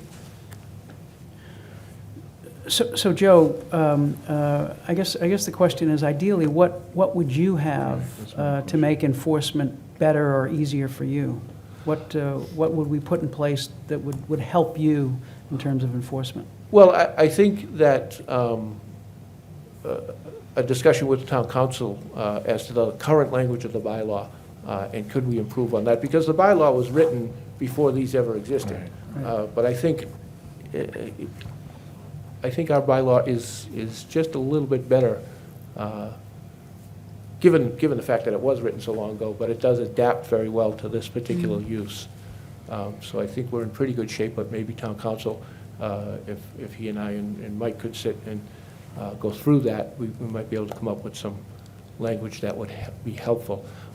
But otherwise, it's still, enforcement is still a tedious process. It always will be. It's every bit of enforcement that we do, we have to do with the mindset that this may go to court. So it's always a matter of dotting the i's and crossing the t's. And but also with this type of enforcement, housing, let's call housing issues, for example, before we bring something to court, the court wants to see that we've given ample opportunity, not just a single notice, that we've done the research, that we have all the. So it is again a slow and painstaking process, but it is what it is. That can't change. Right. Mr. Wells. Joe, of all the, and I agree with the chair that whatever we can do, is there something we can do to make this easier for you? Are you happy with the existing? It seems like you're happy with what you have right now. Yeah, I think we're in good shape, given the current. Do all the complaints come from citizens? Or do you do any are you doing any proactive, like online search and looking? It's still, it's reactive. Reactive. Yes, Reactive, exactly. okay. That's what so people notice that. People, I mean, as you and I know, historically, there have always been, not widespread, but there have been some pretty unique the nasty party, the house on, the large house we had there on Brush Hill Road about 6-7 years ago. Yep. Some of the colleges where, someone has a house, it's opportunistic, the college in town, they'll rent the house, and half the team moves in, and a lot of times that some landlords freak out, but others have kind of, as you know, has gone tough, and you've had to work through that. So that language does help you in that aspect. I just want to try and do whatever we can to make it easier for you. Yeah, I wonder if it would help, Joe or Richard, if there was some kind of notice, if we had more, a more elaborate notice provision, so it wasn't so reactive. So you'd know beforehand, if that would help. Yeah, that's actually what I was going to say when I had Okay. my little mind lapse Okay. there. Yeah, I think that, we should review the policy, make sure we're clear on how we administer it, and then at some point develop some sort of a public education notification, whether it's a mailing along with the water bills or something of that nature.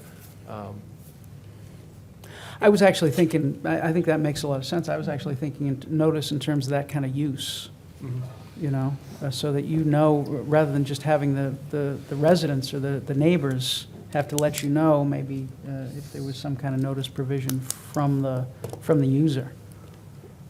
Well, they have to, they have to register, or... But we also don't want to end up in a situation where we're fighting that part of the law, because I think there's plenty of opportunity for other companies other than Airbnb or VRBO to not comply with that law, and we don't want to get wrapped up in that. But I think if we were to come up with a clear policy and somehow notify the residents so that people who want to do it know what the rules are, and also people who are subject to it, you know, where it ends up in your house next to you, that they know there's an avenue, there's a limit, and there's an avenue where they can complain or express concern. Can I ask a Ms. question? Collins. Could you clarify what you were asking about, though? Were you asking about us having our own kind of registry so that people had to let us know proactively where?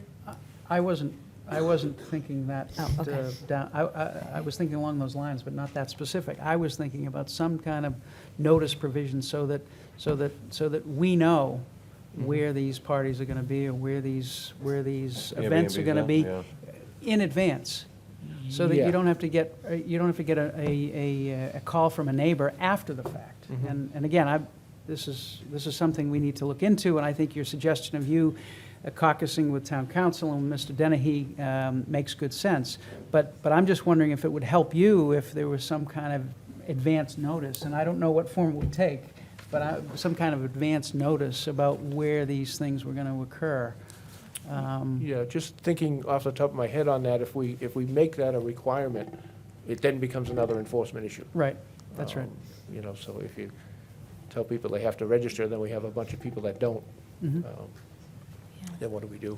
Can I ask another Ms. Collins. question? So you just said event.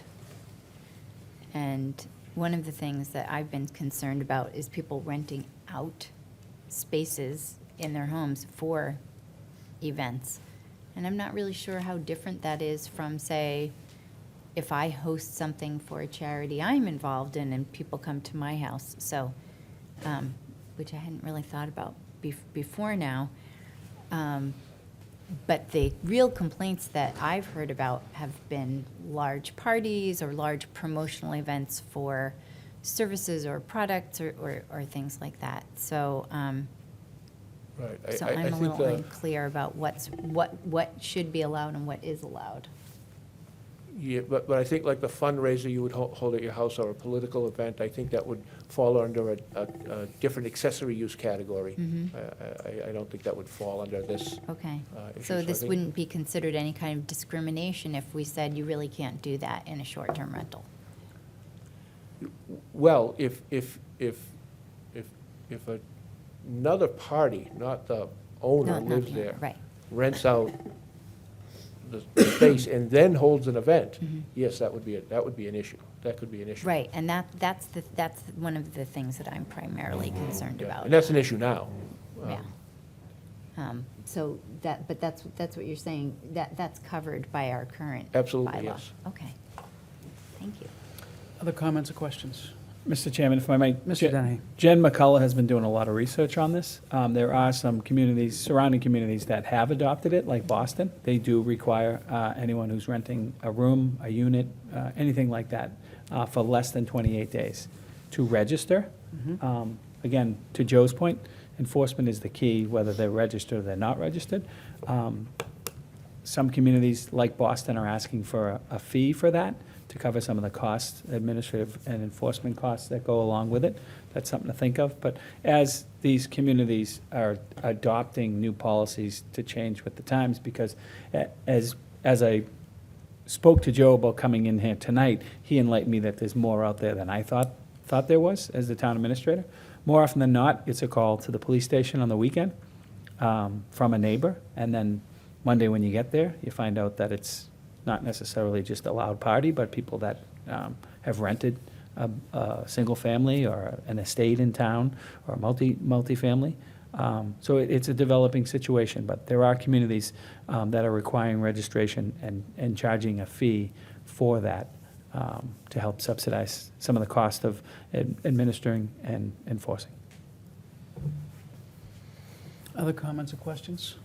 So it sounds like the to-do here is for Joe to caucus with Mike and with town council about some potential changes and whether we want to regulate this and regulate this to a greater degree than we already are with a registry and with some kind of notice provision. Is that where we are? All right. So is that fair, Joe? I think so. All right. Great. Okay. Thank you. Thanks, Thanks, folks. Joe. Item 8, Mr. Clark has been very patient. Update on the animal shelter.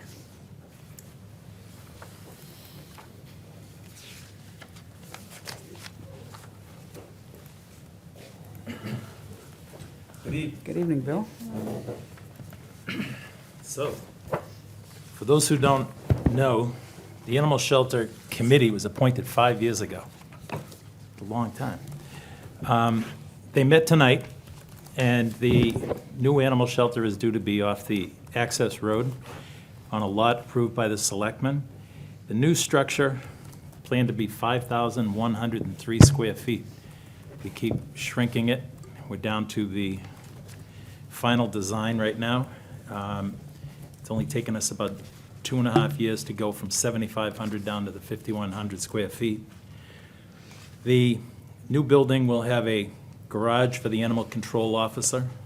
There's a community room for possible training for events for the animals that get adopted out of there. Right now, the Animal League, Milton Animal League, runs our animal shelter for us. That is the plan in the future, too.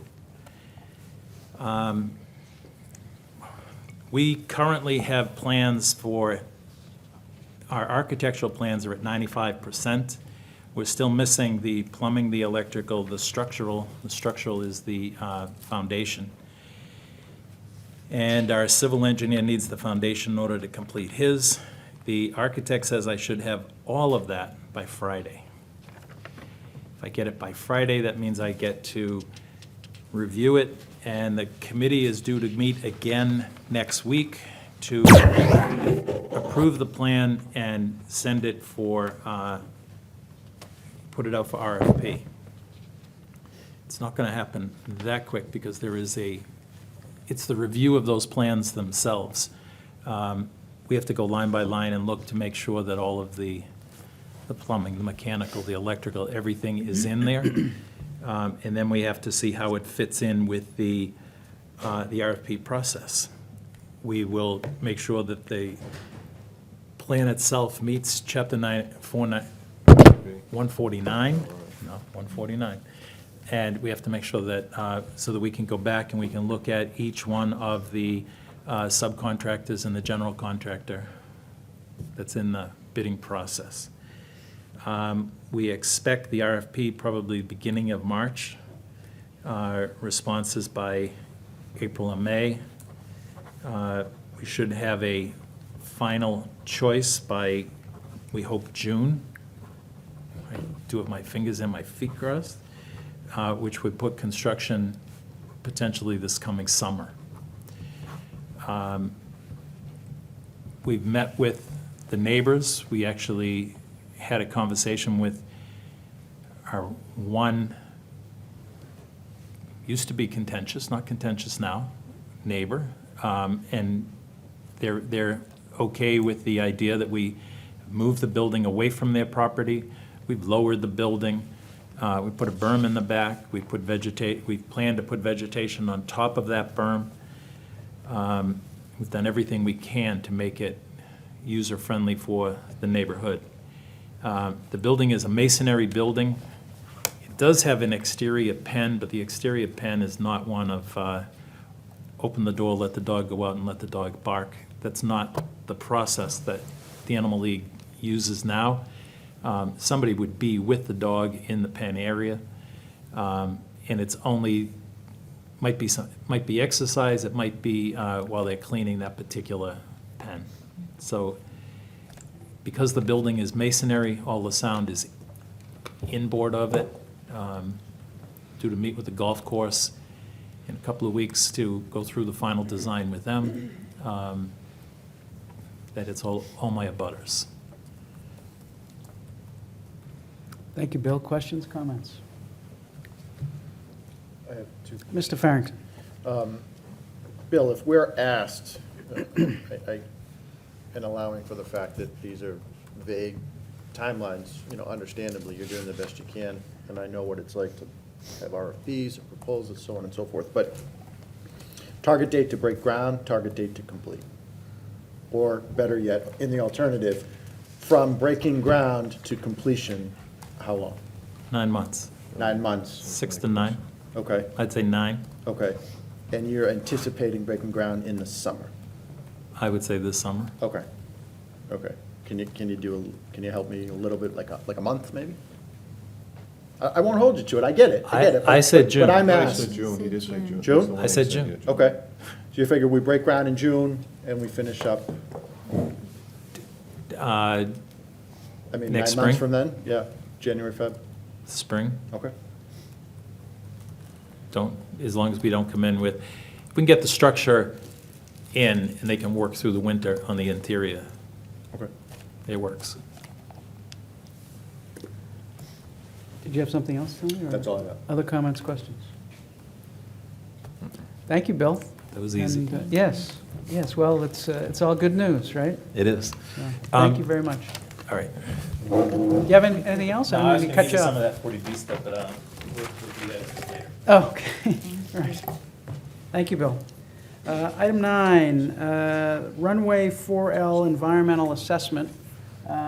This is something that came in since our last meeting. I'm going to ask Mr. Doherty, our MCAC representative, to join us.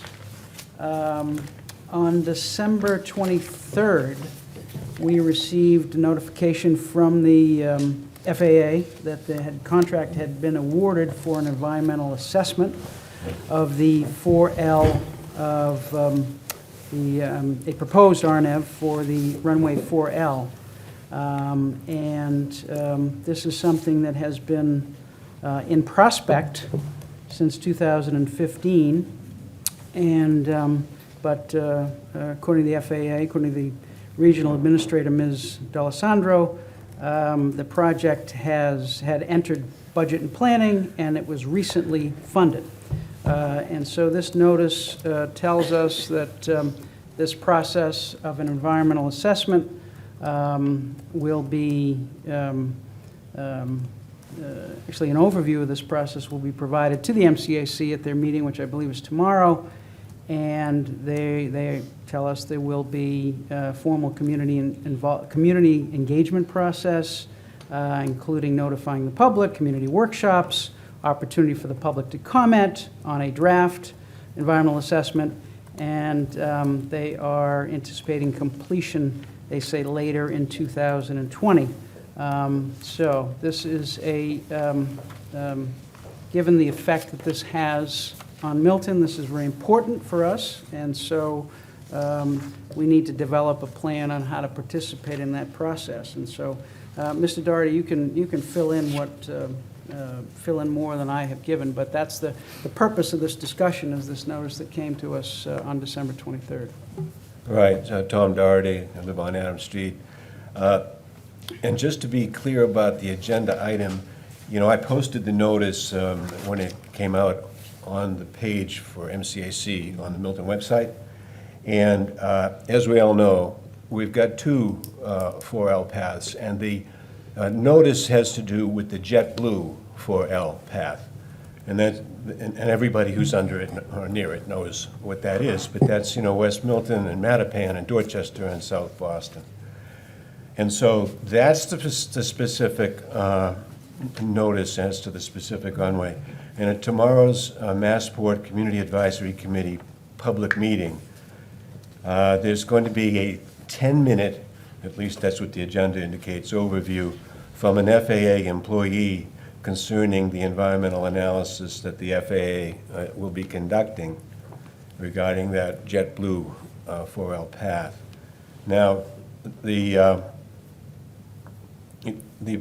person who's providing it is his name is Carl Newton. He's, as I look it up, a aircraft safety specialist based in San Antonio.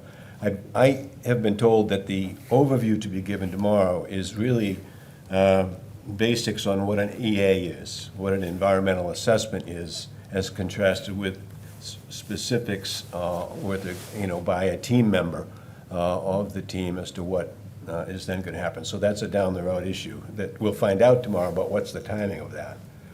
So, and the purpose, of course, of an EA, environmental assessment, is to determine whether or not a full environmental impact study is needed. It's a first look based on what the EAA suggests about the noise and health effects of flying that concentrated approach path over the residents and others that are below it. So I then inquired, well, there's a reference that a contract for a consultant had been issued in the notice. So I inquired, and the FAA responded that the consultant firm is named Rovolus, Rovolus. You can look, as I did on the website, they're based in Dallas. It's a small group that they list their, I'll call it areas of expertise, and you can make your own mind up. We'll find out. Tomorrow we'll find a little bit more out about what the process is going to be, and I don't expect that they or any representative of them will necessarily be there, but Carl Newton is the name who will be there. Now, I've also heard secondhand, but I think from a good source, that perhaps the Volpe Center, which is an environmental specialist organization right here, obviously, in Cambridge, Mass., may also take part, which I think would be a good thing with the local knowledge. The meeting is at the Transportation Center at 10 Park Plaza. The whole meeting starts at 4 p.m., and the way the agenda, which is posted on the MCA site, looks to me that it'll be, it's obviously not the first thing on the agenda, but it looks to me that by about 4:30 or so, that's when that 10-minute episode, I can't guarantee it, is going to occur. I intend to introduce myself to Mr. Newton and to give him my contact information and probably a list of questions, unless they're already indicated. I mean preliminary questions, unless they're already indicated, such as who are the names and addresses of their contact people. Lastly, at the executive committee meeting yesterday of the MCAC, because as treasurer I'm on that committee, I asked about the one aspect of the process, and that is this. You have the FAA, you have the MCAC, but then in terms of community engagement, you've got residents and municipalities. You've got, Milton, Mattapan, Dorchester, South Boston. I think it's important, and I think I've got some understanding at that meeting yesterday, that there may be a role for the MCAC, but the community engagement in no way should be limited to the MCAC. It's got to be FAA to citizens and their communities, and we want to keep our eye on that ball and make sure that is understood and happens. And I think we can make that happen. So that's as much as I know at the moment. And we'll take it from there, unless, and I'll be happy to respond to any questions. But it's about the 4L RNAV path. Questions or comments on the environmental assessment? One of the things that, I'll point out, one of the things that we had discussed is whether we want to put together a working group. Yes. On the 4L, and this is Tom's idea. He mentioned we might want to put together a working group of, hopefully, of those directly affected. Yes. By 4L in Milton and Mattapan and Dorchester, and so we need to try to get the word out and try to find out some people who are interested in really working on this issue, because there could be a lot of work to do on it. Yes. In terms of reaching out and being involved in this issue. So we need to get that word out. Not quite sure procedurally how we'll go about that, but I think it does make sense to put together a working group that will focus on this issue and focus on the CEA. So I'll open that up to questions or comments, but that's one of the things that we talked about. Yeah, Ms. Conlon. I think it's a good idea to put together a working group. The town, excuse me, the town has been on record on the 4LEA for, going back to 2015, and our comment letters are on the website for anyone who isn't familiar with them or hasn't seen them in a long time, that they can read the comment letters. Perhaps the best way to work on a working group, we may have some people in mind, and Tom, you may have some people in mind, or members of the board who live under 4L or near 4L, and would be good candidates, but we could also just encourage anyone who's interested, I think, to notify, whether it's the town administrator or a member of the board, of their interest, and then we'll see how many, candidates we might get, and figure out what the right size might be. But obviously, as you said, we want to have some other communities represented in the work that would be done. So I would encourage anyone who's interested to let a member of the board or let Tom or let Mike know of their interest. And we can reach out to elected officials at those other communities, and we've already begun that, as I understand, to try to see if we can find those who might be affected and might be interested in lending their work and their voice to this. So. Correct. I had reached out to Councilor Frank Baker's office and Councilor Campbell's office.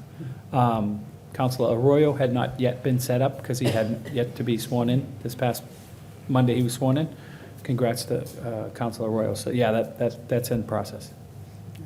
And I think it's going to involve sort of concentric circles, if you will, or some equivalent of that. That is to say, there are those, and most importantly, who are affected by the 4L JetBlue path, who may and are affected also by departures on 33 and 27, and so it's going to be that element. But given, in addition, that we have presently 3 RNAV paths, this JetBlue, the 4L, the 4R, that environmental assessment, I think, should also look at that totality of impacts, inclusive of the departure impacts that I mentioned, so that there's a core, and then there are other elements as well that affect that, which will be part, I think, of our working group agenda to make sure that happens. So. Any other questions or comments? All right, Tom, while we have you here, I'm going to move to item 20, which is the topics that couldn't be reasonably anticipated to be discussed. Tom came to me last night as a result of the executive committee meeting. There's been a request from the MCAC chairman for this board to make or provide some input before tomorrow, and so we had a discussion with town council today about whether it would be appropriate to consider it under this. Town council thought that it would be appropriate to consider it, and so I'm going to ask Tom to make the request, and the board can consider it. Yeah, let me tell you what this is. So at yesterday's executive committee meeting, there were a number of topics that have to do with tomorrow's meeting, including tomorrow's general meeting of the MCAC, including the RNAV study update. There's an update, for example, on Block 1, as to which there was very little on Block 1 for 4R or 4L. I think part of that presentation will be some issues that have arisen with respect to one of the possible study elements that they thought they were making progress on as it relates to flights near or over Hull, and there'll be some discussion of that. We'll leave that aside. As it went through the various aspects of that meeting, one of the things that the chairman of the executive committee, David Carlon, in reviewing other matters as well, when he got to the 4R and the flight path overflights, he asked me to request this board to send a letter to him and to the Massports liaison, reiterating the town's specific RNAV study requests, namely the requested analysis of an added dispersion path that would potentially mirror that JetBlue path that is talked about and provide a restoration of some dispersion. Reiterate that, but in addition, please provide some specificity regarding the town's requests concerning the MIT consultants' analyses of various 4R paths in one respect, which is, as you know, in our requests, we had asked for it with respect to each of those MIT path alternatives that were presented, that there be a corresponding pre-RNAV baseline comparison. That is to say, take the census data of the noise impact before RNAV on the community underneath, whatever that alternative may be, and compare that pre-RNAV noise with what would happen if there is such an illustrated path. And so, for example, if the path previously of the planes before RNAV had been over that area, you'd want to know what that census data noise is and compare it, so that when the engagement with that community is to say there's going to be potentially a change in the RNAV to restore dispersion, you've got the record that there was something to be restored. And his point was, with respect to our requests, we asked with respect to every one of those illustrated MIT analyses to have such a comparative baseline done. And he pointed out that with respect to every other community, MIT itself, given the workload and given the practicalities, had said, and it's in one of the submissions that was distributed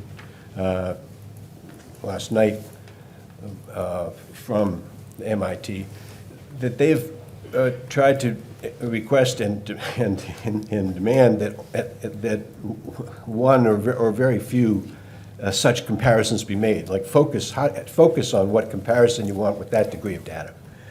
So in this letter, what I did, in addition to reiterating in this draft, reiterating the basic dispersion analysis that we've asked for, with respect to those illustrations by MIT, asked that MIT itself rank in the order of flyability. That's their word for what in difficulty or in degree of difficulty the pilot may have in affecting such a path. And in some of those illustrations, they do have a colored indicator of a degree of flyability, but in others they don't.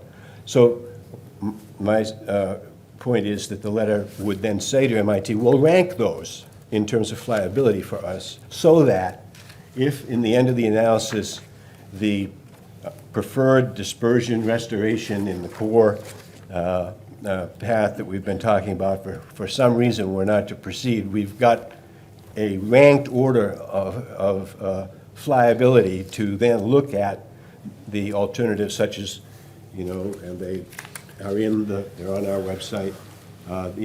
The example would be, an RNP approach, population exposure from the south that goes over Hingham and Quincy.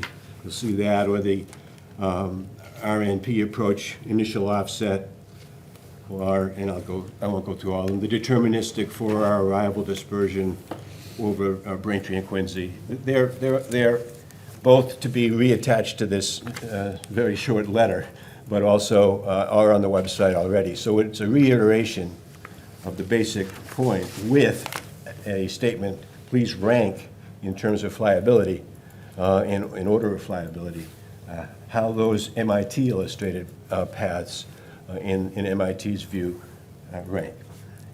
And that's the nub of it. Timing. Mr. Johanning mentioned, let's have good speed and quickness and not, and the frustration of years of delay, et cetera. Well, now I think that with respect to yesterday's request, it's all about the fact that tomorrow is another one of these events where there'll be a kind of a timing element that, for example, 33L will be getting some feedback that they got just last night today.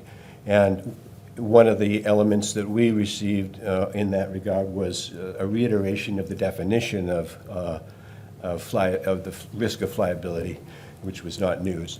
But the reason I ask you to consider this letter today is that I would want it then delivered tomorrow to Mr. Garland and the Passport Liaison to reiterate, here's the basic request, but also here's how we want you to try to deal with the fact that it's an overload apparently to MIT to try to do for everybody multiple grounds-up census comparisons across multiple illustrations from multiple runways from multiple communities. And that's the timing point to it. So, questions or comments from the members? Mr. Wells. My question is to you, what's your feel, what you want to do? I'm going to support what you think. Well, I mean, to the extent that this is a reiteration of what we are asking before and what we have presented before, and it will help make our case, seems to me that it makes sense. It is outside of our normal process because it is because of the time sensitivity to it. It's outside of our normal process. So the alternative would be to notice a meeting and consider it next week. That wouldn't really help at the meeting tomorrow. There are, to the extent that it's, as I said, it's a reiteration, it asks the MIT group to rank. Doesn't seem to me that that is controversial. The only thing that is new that wasn't in the MIT or the new, we have the dispersion graphic from 2018, and then we have that elaborated on with the two additional dispersion graphics. That's the only thing that is something that hasn't, well, I guess it has been submitted before. It's been submitted before. Yeah, it's been submitted on before. our website. I'd be interested, I mean, it's really a procedure. I think substantively, I would be in favor of this. It's really a procedural issue and whether the members are comfortable with this. This came to me last night. We talked to council, Katie and I talked to council this afternoon, and then based on what we heard from council, we circulated it. So it's very sudden. But I think substantively, it's on target. The only question is the procedural, whether the members are comfortable with it procedurally. I'm fine with it, just based on your substantive comment. What happens if we don't do it? Well, that's a question for... Yeah, what if we don't do it? What happens if we say no? Well, so on the one hand, I think that's indeterminate. My concern is that we get maybe put on a pause. That is to say, we've got 33L and others that are already, I think Hull's case is a little easier, and I'm not criticizing them for anything, but they don't have a census population under the water other than fish, and so that they don't have that kind of a, they've had a speed that we could never have. The 33L piece, as we know, and as I reported in November at the town meeting, the effort is to have that Block 2 attempt to be toward its resolution by the end of June. And we want to be part of the resolution. Now, it may well be that it won't meet that deadline, but I don't want to, I'd like to respond to the chairman's request yesterday, who actually mentioned that he was aware, I don't know why, but of the fact that there was a Milton Select Board meeting today, and said, well, gee, can you ask for a reiteration that somehow deals with this aspect of requesting multiple census, comparisons across multiple illustrations. So I think it does make sense to try to do it for that reason. Mr. Chair, would you like a motion? Oh, Ms. Conlon.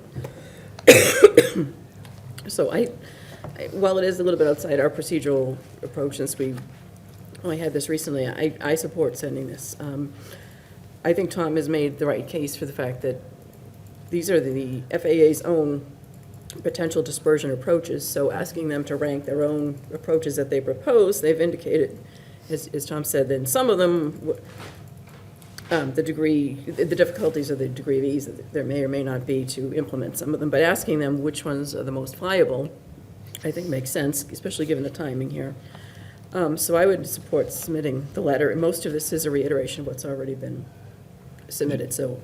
Just to add to that. So I am comfortable, I would be comfortable submitting this tonight. As an amateur, I can look at those MIT slides and say, oh, okay, if there's an RNP procedure, that's different from, let's say, the one that says the procedure of an RNAV path from the south. An RNAV, non-RNP, they already know how to do that pretty well. And one of these is an illustrated path.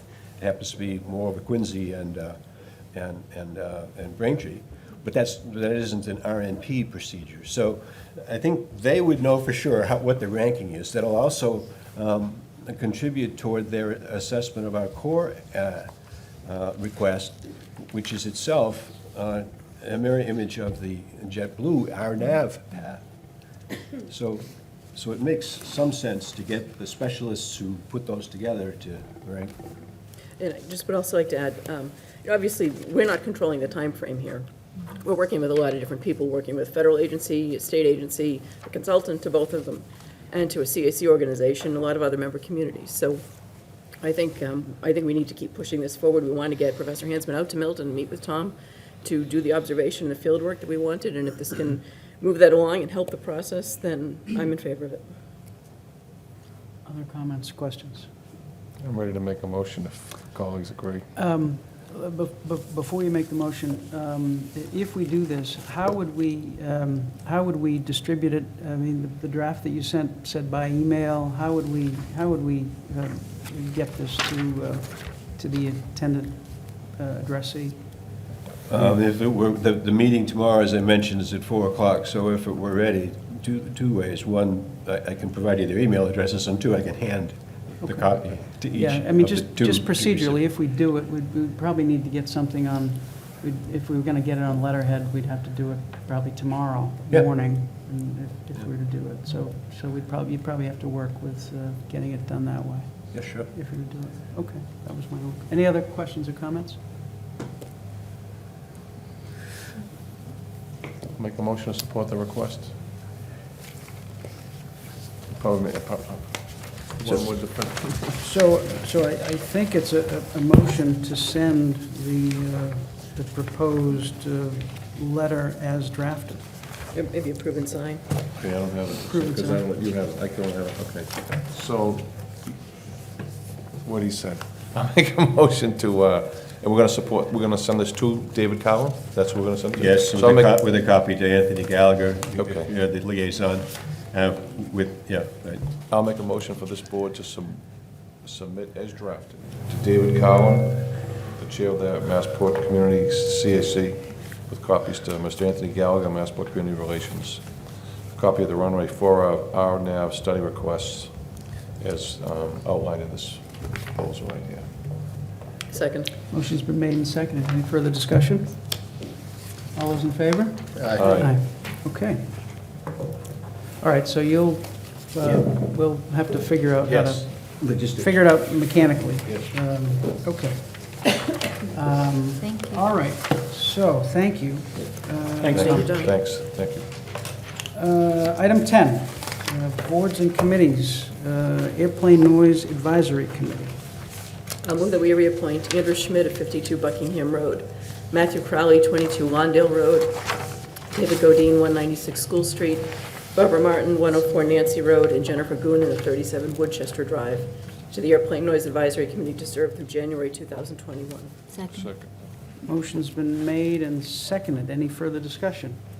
All those in favor? Aye. All right, item 11, Commission on Disability. I move to appoint Alex Rosenberg of 34 St. Mary's Road to the Commission on Disability through January 2022. Second. Motion's been made and seconded. Any further discussion? I would only point out that from Mr. Rosenberg's application, it appears that he states that he's someone that he has experience, that he is, in fact, disabled. He's also a law enforcement officer with the Environmental Protection Agency. And so he sounds eminently qualified to assist us with the Commission on Disability. All right. get to that hour. Any further discussion? All those in favor? Aye. All right. Moving along. Item 12. This is the John F. Kelly Memorial Bench, and I'll turn this over to Mr. Wells. I'll just be brief. So John Kelly is a longtime resident of the town. He recently passed. His family goes way back here, and he originally from Dorchester, and lived in the Central Ave area and was a well-known icon in that area and a great man, and his family would like to dedicate a bench in his honor. I've sent the proposal to Mr. Dennehy. If it was approved by, if it first of all they could do, I wasn't sure if we could do it, and if it could be done, I think it'd be a very fitting thing in his honor. I think we'd go in near where the caucus and such. Go ahead, Mike, you can. Down, I believe they're talking about down in front of the coffee break. Down in front of the coffee break, yes. Where people congregate anyhow. I know there's Yes. a couple of smaller tables that are put there. I'll ask Public Works folks to go down there and take a look at the safest place to put it, so as not to inhibit any passerbys, make sure it's ADA compliant, but I believe that's the location. It is. In particular It is. they were looking for. If we would so accept it, yeah. It'd be a nice amenity down there. Yes. So do we want to go ahead and approve this this evening, or do we want to just see I if think we want to take a look at it take a look at operationally it? and just see if that's what. I think the family would find it, because I would told her I thought it'd be spring. It's kind of a tough time of year to do it, so. Right. I think that'd be great. Okay. Yeah, I think that'd be fine. Okay, so we'll explore that, and hopefully we'll be in a position in the not-too-distant future to vote on it. Great. Thank you, Rich. Thank you. Item 13, town meeting articles. We have, I think, 9 to talk about, and today was the date of the closing of the warrant. And so the question is, what do we want to send to the warrant committee tomorrow as articles that we approve to include on the warrant? So, let me get my articles in front of me. I think we begin with the 2 planning board articles. One, the mixed-use zoning. Well, let's start with that, mixed-use zoning.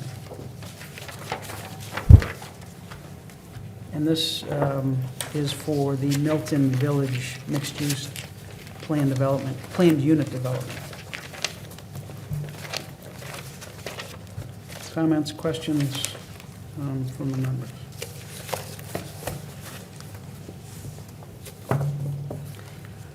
Is this something that the members want the chair of the planning board to come in before we vote on whether to include in the warrant, or do we want to just go ahead and vote to include in the warrant? I think that's right. No. All right. They're going to be having at least one meeting on it soon. Already did. And They just did. They had a huge one, yeah. Yeah, but I think they'll be doing more work on it. Okay. So, It may be that when they get some language for the recommendation, because I believe there may be changes, we may want to reconsider and ask if they maybe she'd like to come in and talk about it. I don't know. yeah, maybe at the point of whether this board decides on whether it wants to support the article, as opposed to just including it in the warrant. Right. And the Affordable Housing Trustees just met, and they have a letter that they'll be submitting that may or may not result in some changes, so she may want to come in. Great. Anything else on the first article on the planning board planned unit development? So I'll entertain a motion to include it on the warrant. Make a motion to include in the warrant. Seconded. Motion's been made and seconded. Any further discussion? All those in favor? Aye. All right, that's the first one on the warrant. The second one is the second article from the planning board, and this is the article on amending the bylaw on off-site affordable units. And this is an amendment to the general bylaws, or section 10 of the general bylaws, which are the zoning bylaws, on affordable housing. Any comments or questions on this article, proposed article? I'll move that we include it in the warrant. I'll second it. Motion's been made and seconded. Any further discussion? All those in favor? Aye. All right. The Board of Assessors has sent us an article, which I believe is intended to assist some of our fixed income seniors, which is a segment of the population that desperately needs relief, and this is an effort to help with that, as I understand it.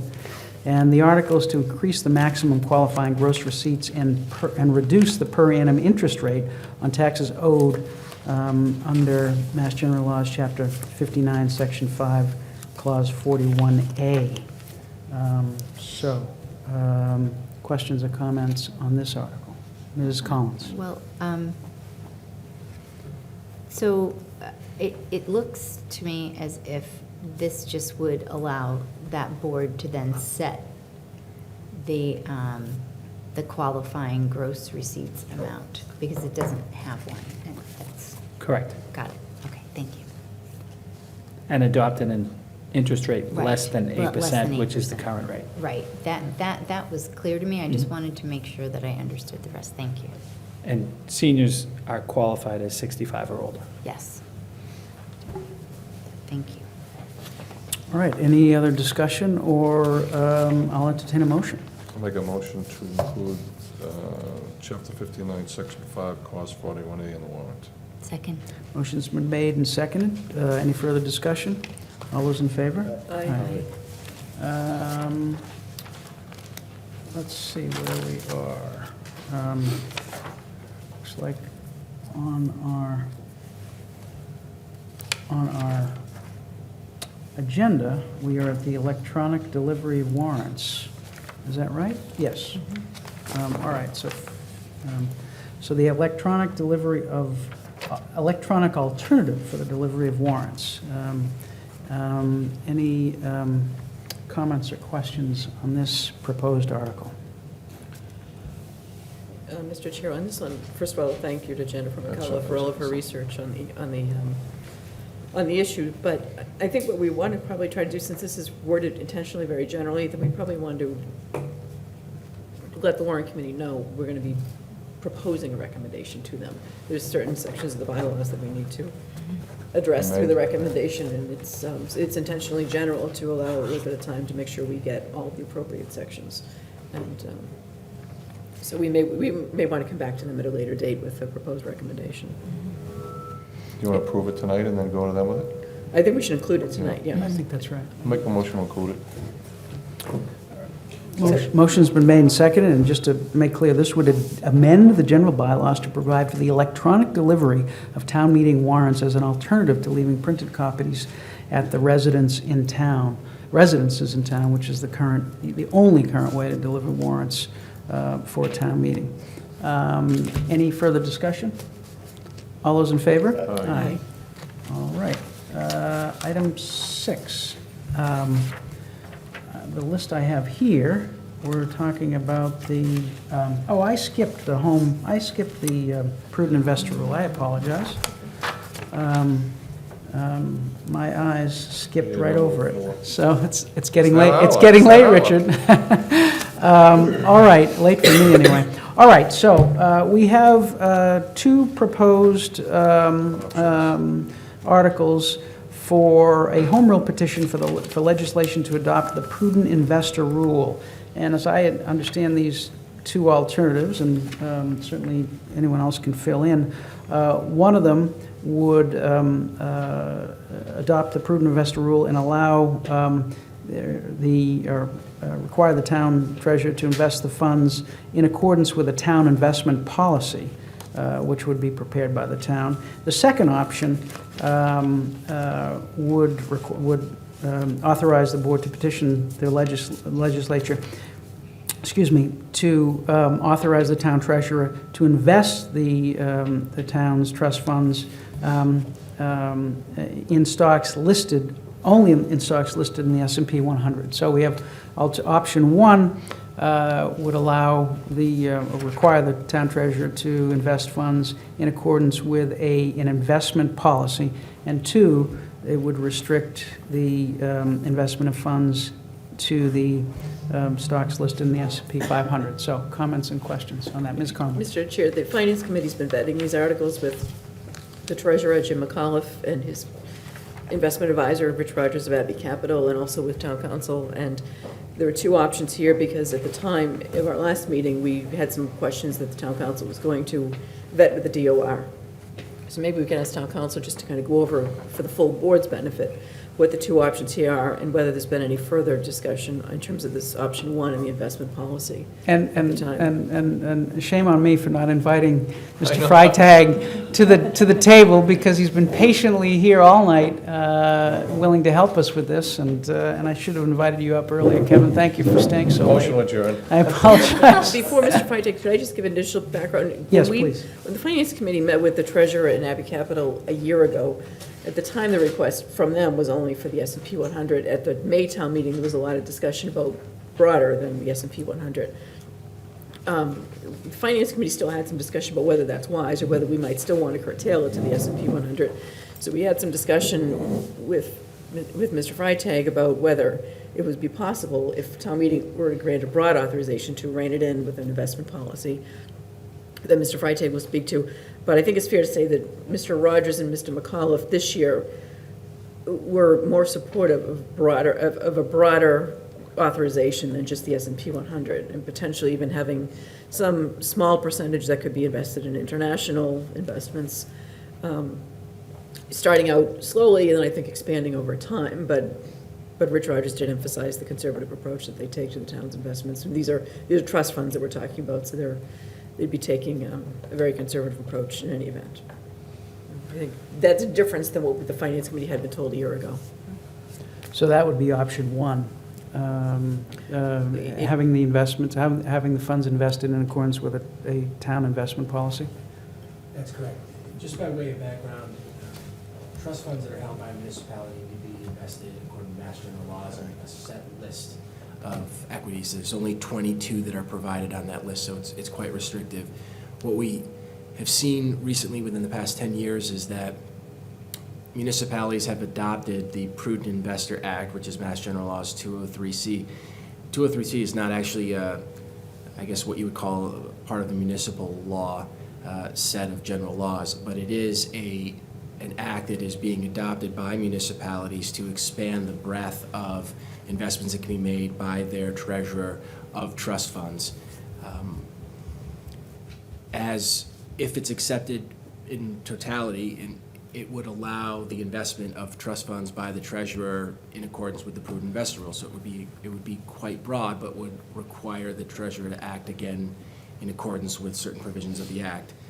That's essentially what's put forth in option 1, with the proviso that there would be sort of an added layer there, which would be an investment policy that would be authorized within this article for the select board to create. So this article, the option one, really does two things. It sets up the investment of trust funds in accordance with the Prudent Investor Act, but it also says to town meeting, do you authorize the select board to create an investment policy that might further restrict what the investments are, even within the prudent investor rule. For instance, maybe there'd be something in investment policy would say to not invest in companies that create fossil fuels or affect the environment in some certain way. So that might be something that would be in the investment policy. The second option takes out that investment policy piece and just says it's simply restricted to the S&P 100 index. In thinking about option two today, it seemed that it might be somewhat duplicative in the sense that it would seem that any investment within the S&P 100 index would likely satisfy also the prudent investor rule, given the funds that are involved there. But I think it's certainly prudent to take, the precautions that are outlined in that option. So, not only would the treasurer need to invest those funds in accordance with the Prudent Investor Act, but also be limited to the scope of the S&P 100 index. Questions or comments from the members? Ms. Collins?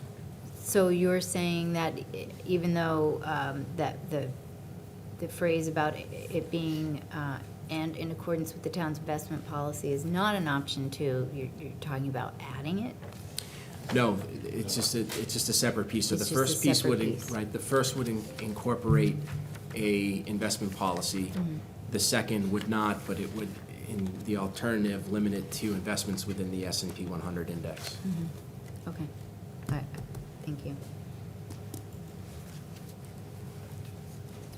Other comments or questions? Ms. I Collins? think, is it fair to say, Kevin, that a third option, if we wanted to, would be just to adopt the prudent investor rule without the S&P 100 qualification or without the investment policy, which I think is what the treasurer was looking to do. We had some conversation about getting the broad authorization and then putting the policy in place, but we would, we were told by DOR that that's not possible. Well, DOR raised some concerns about town meeting voting to approve the Prudent Investor Act or adopt the Prudent Investor Act, and then after, and separately, the select board creating a investment policy that would essentially restrict what the town had previously authorized. So if the town authorized a broad scope of investment pursuant to the Prudent Investor Act, it would seem inappropriate for the select board then to sort of carve that or narrow that where town meeting had done it so broadly. Here, the idea is, right from the beginning, sort of asking the town through this option one to authorize the select board to create that policy so that it's clear that there would be a policy that would be put in place, but that the town is being given notice of that and being asked if they want to authorize the select board to do that. Frankly, I think that even with option one, the removal of that policy might not, I don't think, be fatal to that option, even if it made it to town meeting. In other words, if there was an eventual recommendation that policy piece be removed from option one, I think that the article then would still be within the scope of the manner in which it's presented now. So that might be, it gives town meeting some room to move, I suppose, and something also for the select board to think about between now and then. If I might add, Mr. Chair? Oh, sorry. Mr. Denny. I believe there's 6 communities right now in Massachusetts that have adopted this. The 7th just, I Seventh, think. okay. Yeah, I know Cohasset had an April town meeting to do that. This is just for trust funds. Some of the communities That's that were first in the door doing this had it tied to their stabilization funds as well. That's not the case. It's just trust funds. It's limited to trust funds, that's right. Ms. Collins? So, I realize some other towns adopted certain sections and Yes. then not others, some of which I didn't quite understand. So if we have that provision in both of these options and we don't name them here, are we talking about naming them in the recommendation so that they Yes. can be adopted? Okay. I believe so, and again, the effort here was to make some articles that are as they must be broad enough to give town meeting and the town notice of what might happen at town meeting. So certainly they could be narrowed at town meeting by way of the recommendation from the warrant committee. Thank you. Other comments or questions? So the Ms. Finance Conlon. Committee has not voted in recommendation on either one of these at our last meeting. We wanted to have a follow-up call to the DOR done, so, you know, Mr. Freitag put forward two options for the full board to consider, but the Finance Committee has not yet voted to support either, you know, whether one or two is the way to go, just that we would like to move this, move it in article forward. Were you moving? I mean, did you have an inclination which way or B, which one you wanted to? I don't think so, because the question was open. We thought at that time we might be able to adopt the full investor, the full prudent investor rule, and then have a policy in place afterwards, but DOR has told town council we can't do that. Right. So that was where we were headed at the time.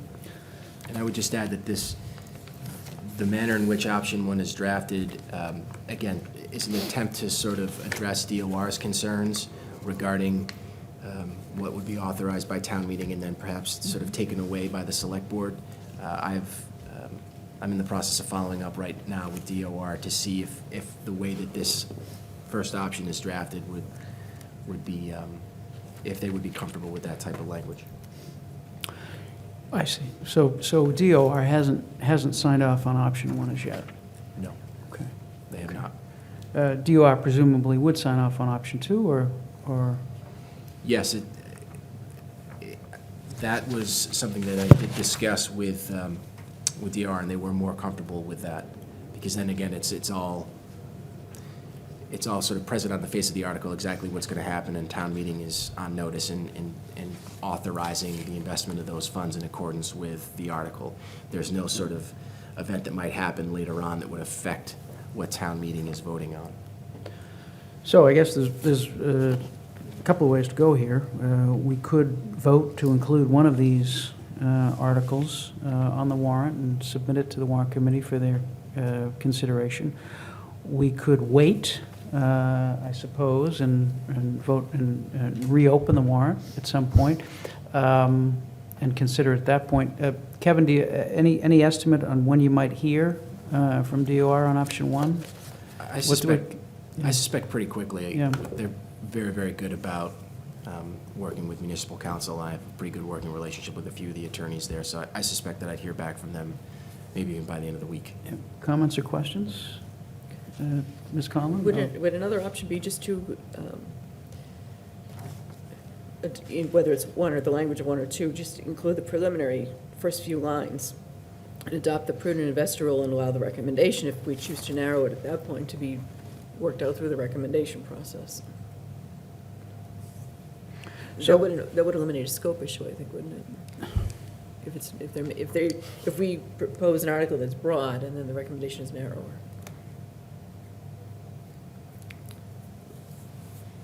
Potentially, Versus an article that's narrow or recommendation that's broad. Well, I mean, that's almost what happened last year.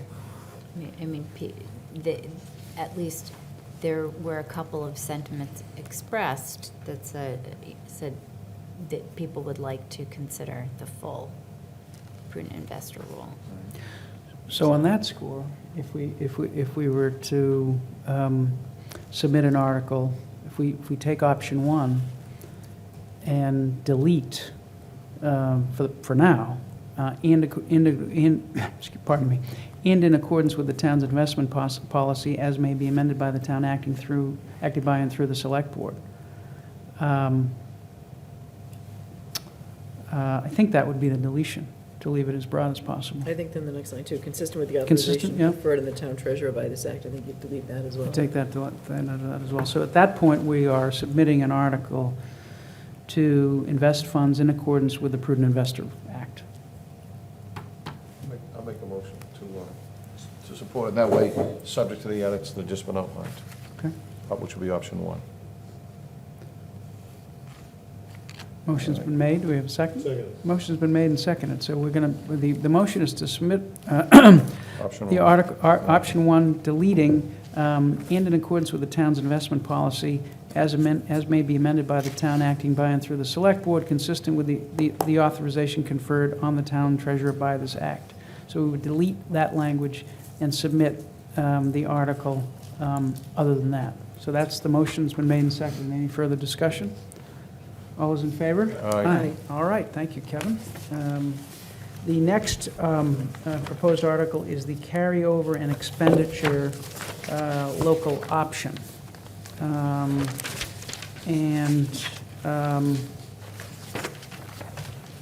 This, I believe, follows on something that we had done at the last town meeting. Mr. Dennehy, do you want to go through this, or perhaps Kevin? Do you Just wanna- briefly, Yeah. at December town meeting, the article was put forth to create a revolving fund for Milton Landing. This is the follow-up article to that, if you will.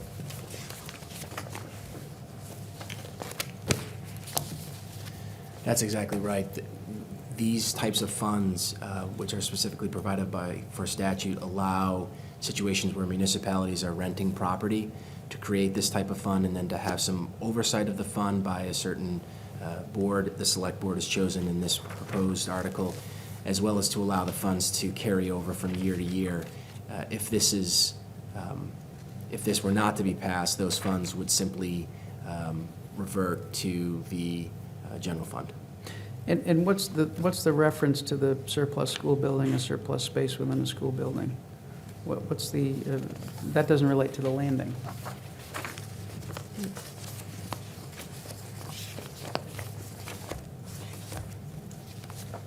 No, is that just the general language from chapter 40, section 3? It is the, I'm just trying to pull my copy. Sorry, just 1 minute. Do you want to give them? Where's this article come from? Where's this article originate?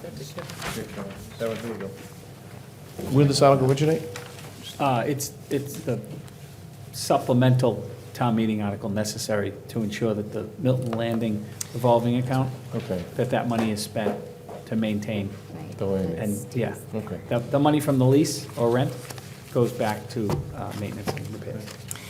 Yeah, so just to your question, Yep. the language in here is actually from a suggested articles that were released in an IGR from the Department of Local Services. And so it's really just been adopted right from their form, because I think it does actually, it applies a little bit more broadly than what it will be used for here, but that's the general form in which they suggest that the article be drafted. Okay. I'll make a Okay. I'll make a motion to include carryover and expenditure local option in the town meeting article, as a town meeting article. Second. Motion's been made and seconded. All those in favor? Aye. Item, the next item is from the Fire Station Building I'm Committee. going to be recused on the next two articles. I also recuse. Okay. My father-in-law. Okay. Oh, yeah. Don't anybody else leave? I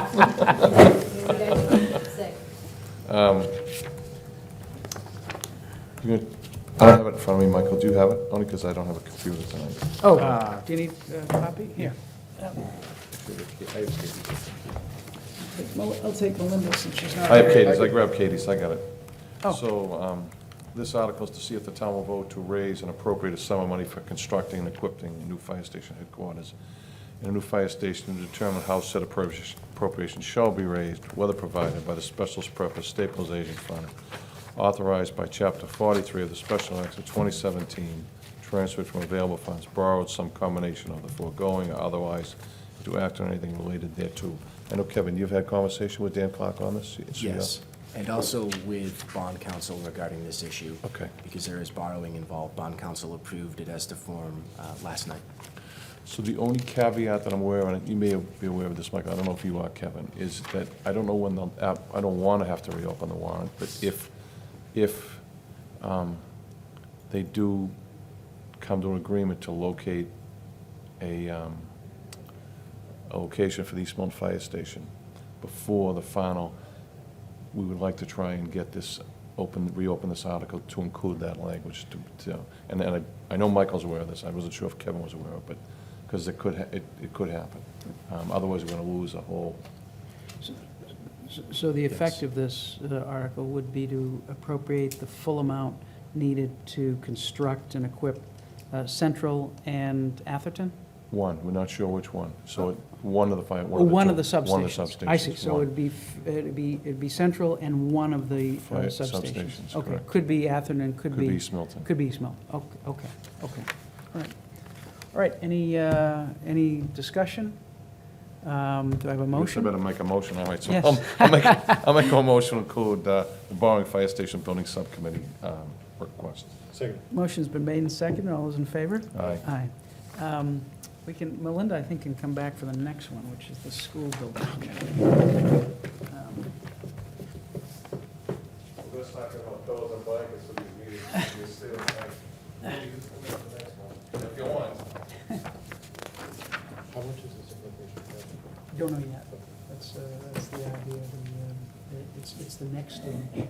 Well, So they're gonna come back and make a I have. This back in This is the school building committee article. It's up to you to make a motion. All right, Ms. Collins is back. So the next proposed article is from the school building committee, and it is to seek appropriation for the next phase, and that is further study of the space needs and solutions, including owner's project manager and architectural and engineering services for new school building. And the school building committee voted unanimously to support this proposed article. The amount will be determined and proposed for recommendation from the warrant committee. But then that recommendation should be coming within the next weeks, within the next few weeks, as it's considered by the warrant committee. So that's the next article. Questions, comments? I'll make a motion to approve the appropriation of the school committee limited in the town meeting warrant. Second. Motion's been made and seconded. Discussion, Ms. Collins. I just wanted to point out that it does say, for the purpose of further study of space needs of Milton Public Schools and Yes. potential solutions, just for, so that people know that it's still being studied and that. Oh, absolutely. And that these resources are meant to help come up with the right solution. That's absolutely right. That's absolutely right. That's absolutely right. It's really the next phase. It's similar to the article that was approved for the fire building Right. committee last February in that respect. So, all right, motion's been made and seconded. Any further discussion? All those in favor? Aye. Aye. All right. Next and last, and Katie, you can come on back. The next one, and I believe it's the last one, Stormwater? is stormwater. And maybe Mr. Dennehy could just tell us generally what the scope of this is? Very briefly, because Yeah. there's a lot of moving parts to this, but this is an update to the town's stormwater bylaws based on some regulatory and legislation that has been passed. Town council's working through it. It's not a complete document at this time, but just know that Hillary Wade, our environmental coordinator, was looking to put this in for a special town meeting, understanding that rectifying the budget was the priority, pushed it out to annual town meeting. I won't call it housekeeping because there are more specifics to it, but it is basically to amend the bylaw, to update it to recent environmental and regulatory changes that need to apply to stormwater. Questions or comments from the member? Ms. I Conley? have a question. Is this time sensitive? Because we have quite a few non-budget articles now going to town meeting that I think are going to generate some real discussion. And is there a need to do this in May, or is this something that could wait until a subsequent town meeting? I can check with her. I know she was trying to get it into the special town meeting in October and understood the time constraints we were under. So you pushed her forward to the general. Pushed her forward to here, yeah. I know she's she's been working hard on it, and, but I can check with Public Works to find out if this is something that we could do at the next special, which may or may not take place in October. I mean, I guess my only thought is, I haven't had a chance really to read it, and I wasn't expecting this article, but I'd be okay with submitting it. We could always pull it later if we wanted to reopen the warrant to take it out because it seems like there's a lot of language that's in flux here. I agree with Katie. I'd be all right with submitting it, and then if we have to pull it, we pull it. Okay. Is that all right? Any further, well, Ms. Collins? Oh, and I agree with that, and I read through it, but I guess I would, is it federal changes? Yes. Okay, that just basically need to flow through. And Okay. update our current bylaw. Right, Yeah. right, and so that we can actually enforce those. Okay, that's great. I can always have a private conversation with her about any sort of, specifics Yeah, about it's what this very really broad, does. yet very specific. Right, yeah, so I guess I just wondered if it makes Maytown meeting, would there be some sort of a little presentation about what it means and why it's changing? So, I don't know, to Katie's point, it will generate discussion and people will be Certainly. curious. Yeah, it's the wind. But, thank you. Yeah. All right, did we have a motion? I believe I we made did. that, I should have made a motion. So Oh. I'll make a motion to include the stormwater bylaw, revised, new language only article in the warrant. Second. Motion's been made and seconded. All those in favor? Aye. Aye. All right. So those are our 9 articles for the moment, non-budget articles for the moment. Mr. Freitag, thank you. Sorry to keep you so late. No problem. And thanks See for you in your the help. morning. Thank you, Kevin. There you go. See you in the morning. Thanks, Kevin. All right, item 14, we had on the renewal of a Class 2 dealer's license, but for Milton Auto, but I think we're going to defer this to the next meeting because we need to clarify what the renewal process is, whether we're going to require a reinspection of the premises, and we need to, if we're going to have an application and have a fee, we need to receive that. We haven't received that yet. I guess this process hasn't been as specific Brand new as maybe, license. as It's a maybe we brand new want to. license. Yeah, so we'll take this up at the January 22nd meeting, and we'll probably take it up for discussion of the process, what's required, and we've had some research on what would be required, and I think one of the main issues is whether we have reinspection. Sometimes it's required, sometimes it isn't. And then we can go ahead and we'll probably have Milton Auto, they probably will have done most, if not all, these things, and we can determine whether they've complied with whatever process we decide on at that point. Okay? Item 15, approval of the No Place for Hate proclamation. I'll make a motion to approve the No Place for Hate proclamation to be held on Martin Luther King Jr.'s celebration, which takes place every year. Second. Motion's been made and seconded. I'll just note that this will be, Monday, January 20th, Yes. 2020, at the Concord Baptist Church, 180 Buell Avenue, from 6:30 PM to 8 PM. and so we'll be able to Sign that proclamation. to sign it and to proclaim it during that event. Motion's been made and seconded. All those in favor? Aye. Aye. Item 16, approval of meeting minutes. I'll make a motion to approve the meeting minutes from August 7th and August 21st, 2019, as amended. So I have, before we move. I'm just trying to get you going. No, I appreciate that. I have some additional, I went through some additional comments on the comments that I have on August 7th, and I apologize for not getting them in sooner, are just nits. There's nothing substantive. Subject edits? Yeah, but August 21st, they're a little more extensive. So I do apologize. I could go through what I think the changes should be for August 21st if you want to. I'll just but- say subject to your edits. Oh, I'll all right. take back my own, so I'll say, I'll make a motion to approve the meeting minutes for August 7th and August 21st, 2019, as, subject to Actually, final can we do edits. these separately, because I'm Okay. going to abstain on Yes, August 7th, because let's I do was them not, separate. Yeah, let's I do was them not at the separate. August 7th. All right, so first, I'll do 7th, August 7th, subject to edits by the chair, final edits by the chair. And these are, I just have a couple worry, it's couple of okay. very, just pro forma evidence on that one. So, motion's been made. Motion's been made and second. Any further discussion? All those in favor? Aye. And one abstention. And one, I'm sorry, yes, 401 is the vote, one Okay. abstention. And so now I'll make a motion to approve the minutes for August 21st, 2019, subject to additional edits by the chair.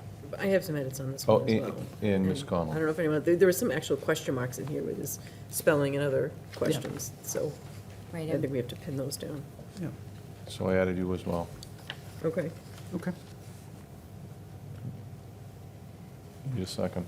Motion's been made. Are people more comfortable waiting since we have? Well, I mean, I guess if you both have edits and they contradict each other, I think, then what happens? I think it's probably. So I feel a little funny about Yes, not knowing since you're saying they're substantive. It's all about trust, That's all. Mrs. Collins. Well- All about Well, trust. I mean, Yeah. there are some question mark, typos. All right, and question mark, but for I'll take example- that back, So- so I'll remove my motion. Now we can- So Ms. Conlon and I will get together Okay. on these, and we'll have it ticked and tied for the 22nd. Thank you. Promise. All right. Item 17, approval of one-day liquor license. I'll make a motion to approve the following one-day liquor licenses. Milton Arts Center, 334 Edge Hill Road, for January 17, 2020, for a trivia night. The same location, Milton Arts Center, for January 25th, 2020, for a storytelling comedian event. And for the Milton Club, 193 Central Ave, for January 24th, 2020, for a Glover School fundraiser. Second. Motion's been made and seconded. Any further discussion? All those in favor? Aye. Item 18, we have on here a discussion of meeting locations. Given the hour, we could defer it if people want, or we could have this discussion. Actually, why don't we just float the discussion initially, because Mr. Dennehy, I think, has some thoughts, and then we can discuss it, and maybe have a further discussion later. So I'm going to ask Mr. Dennehy just to give us a few thoughts. on Sure, thank you. meeting You've locations. got 2 minutes. Obviously, tonight, with the public meeting, this room was very full, very well attended. But also tonight, as you saw, we're having problems with the audiovisual in this room, and it's becoming a problem. For those that want to present, people that want to see presentations, I think there's some substantive stuff that can be put up on that screen. It's a flip of a coin whether this technology is going to work. We're trying to come up with solutions. I prefer the comfort of the Cronin room. I know it's a bit tight for a lot of the meetings that we have, but just something to consider. Jennifer and the group at Milton Access TV are forever trying to get this audiovisual stuff jump-started. It's a much broader canvas for this board, since it went from 3 to 5, and I know there was discussion when Member Conlon was on the board, and there was only 3, that the Cronin was a little more comfortable. We talked about alternative locations, whether it's the Blute, where the warrant committee hosts most of their meetings, or up at the Milton High School, where school committee holds those. But just a thought, a lot of work involved behind the curtain, putting this meeting on twice a month, and just, it's a bit easier to get things going at the Cronin, if we're not going to see a larger crowd like we did tonight. That's my 2 cents. Ms. Collins?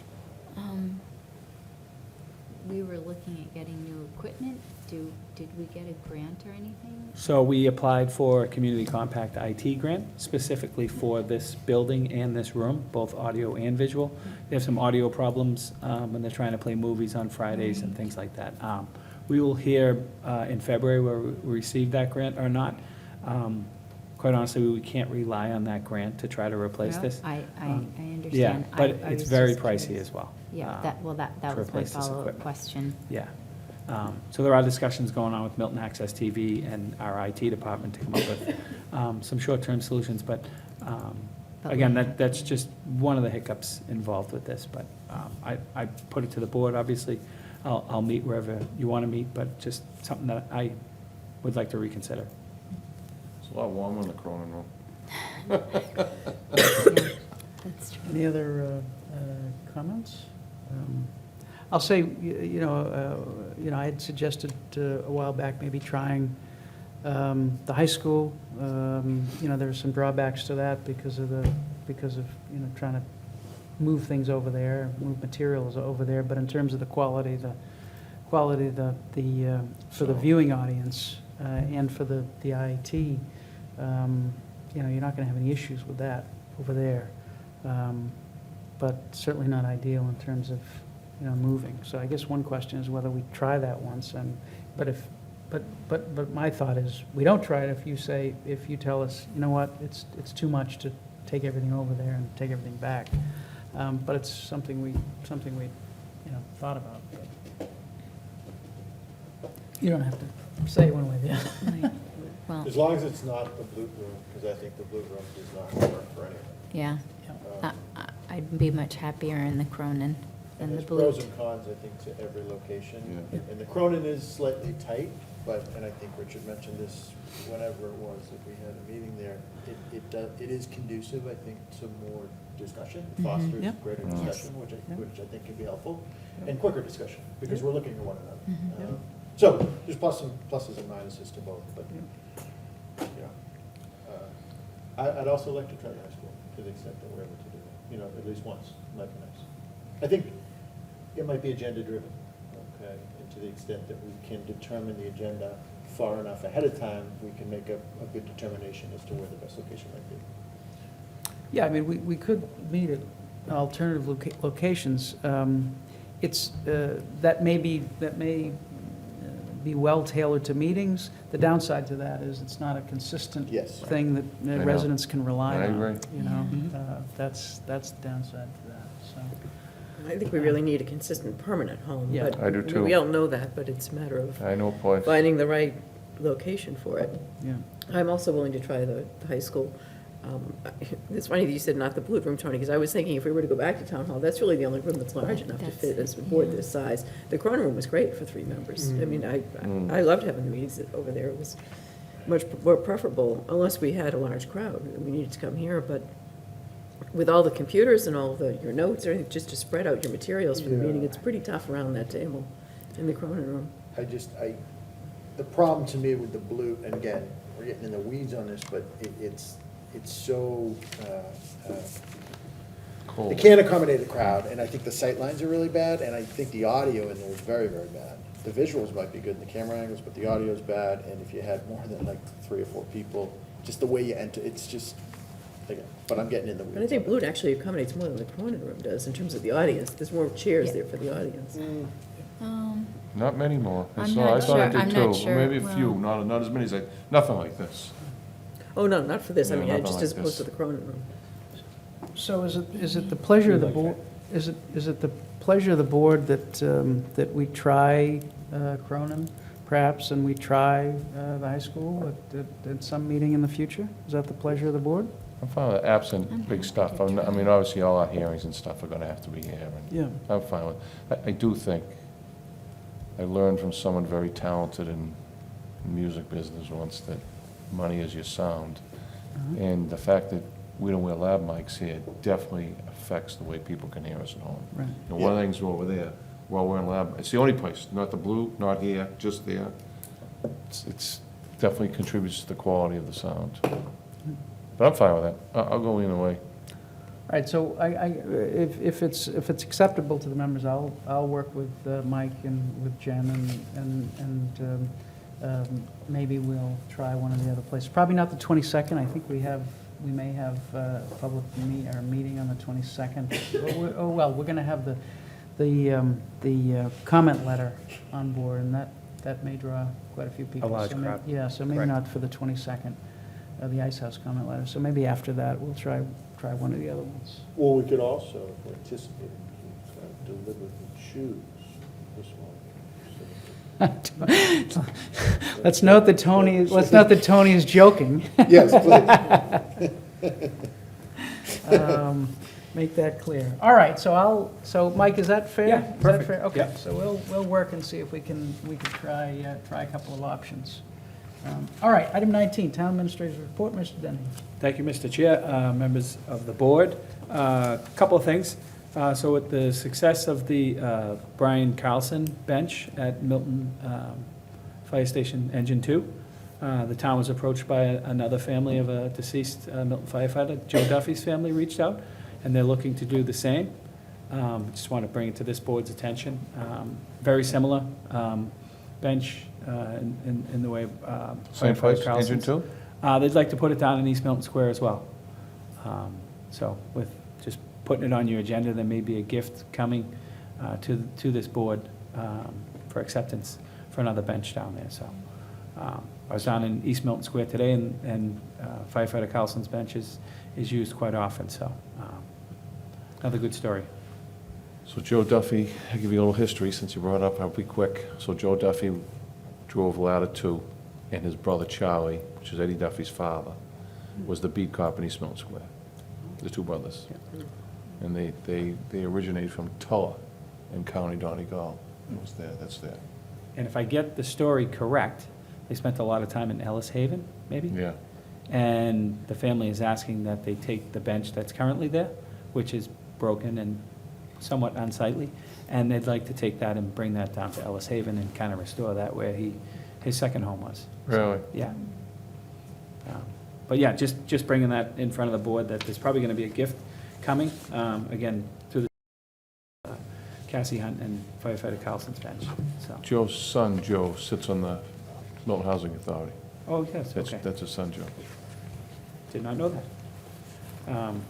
Couple other items. MassDOT, want to thank our state legislators and the Baker Polito administration. They did a supplemental Chapter 90 funding. The town is getting an additional $63,000 for FY19. That brings the FY20 total to nearly $700,000 for the year in Chapter 90. And as this board is well aware, and Mr. Zulus, who sits on the Traffic Mitigation Committee, this town needs it for its roads. So, want to thank all our state electeds and the Baker Polito administration. Happy to announce a 3-year extension with Fallon Transformative Healthcare to provide EMS service to the town.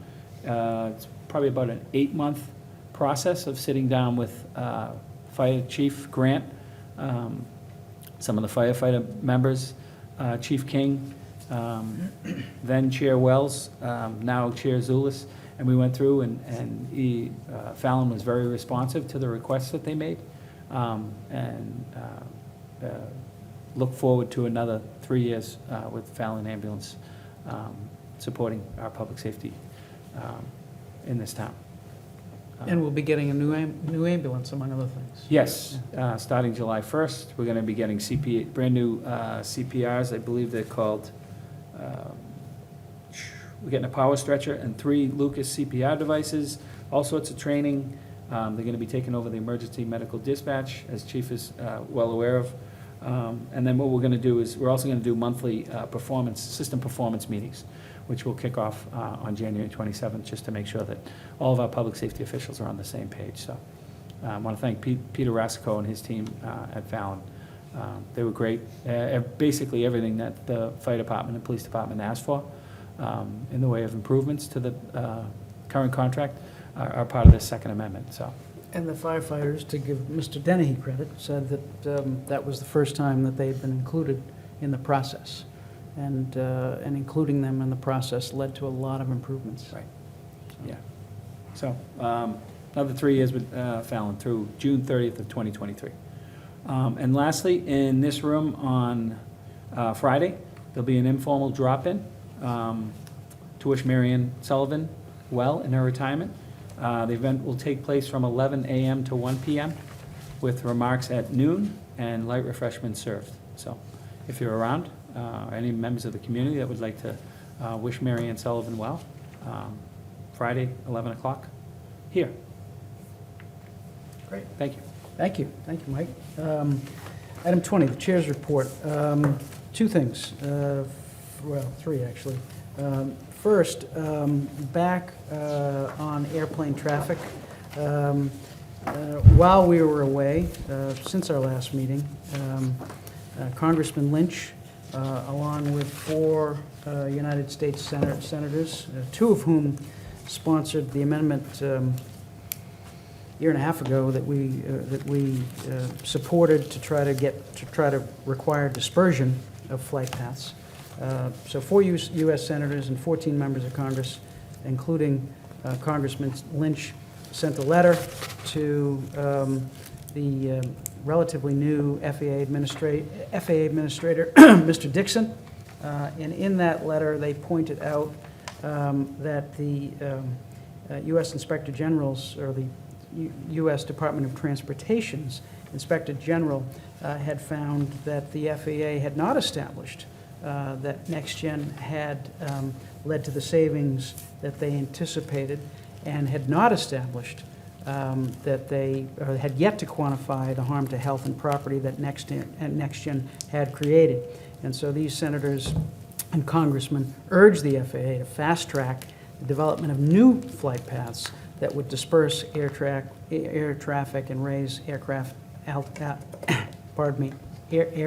altitudes, and also requested a detailed timeline to implement procedures that would mitigate harm to the communities.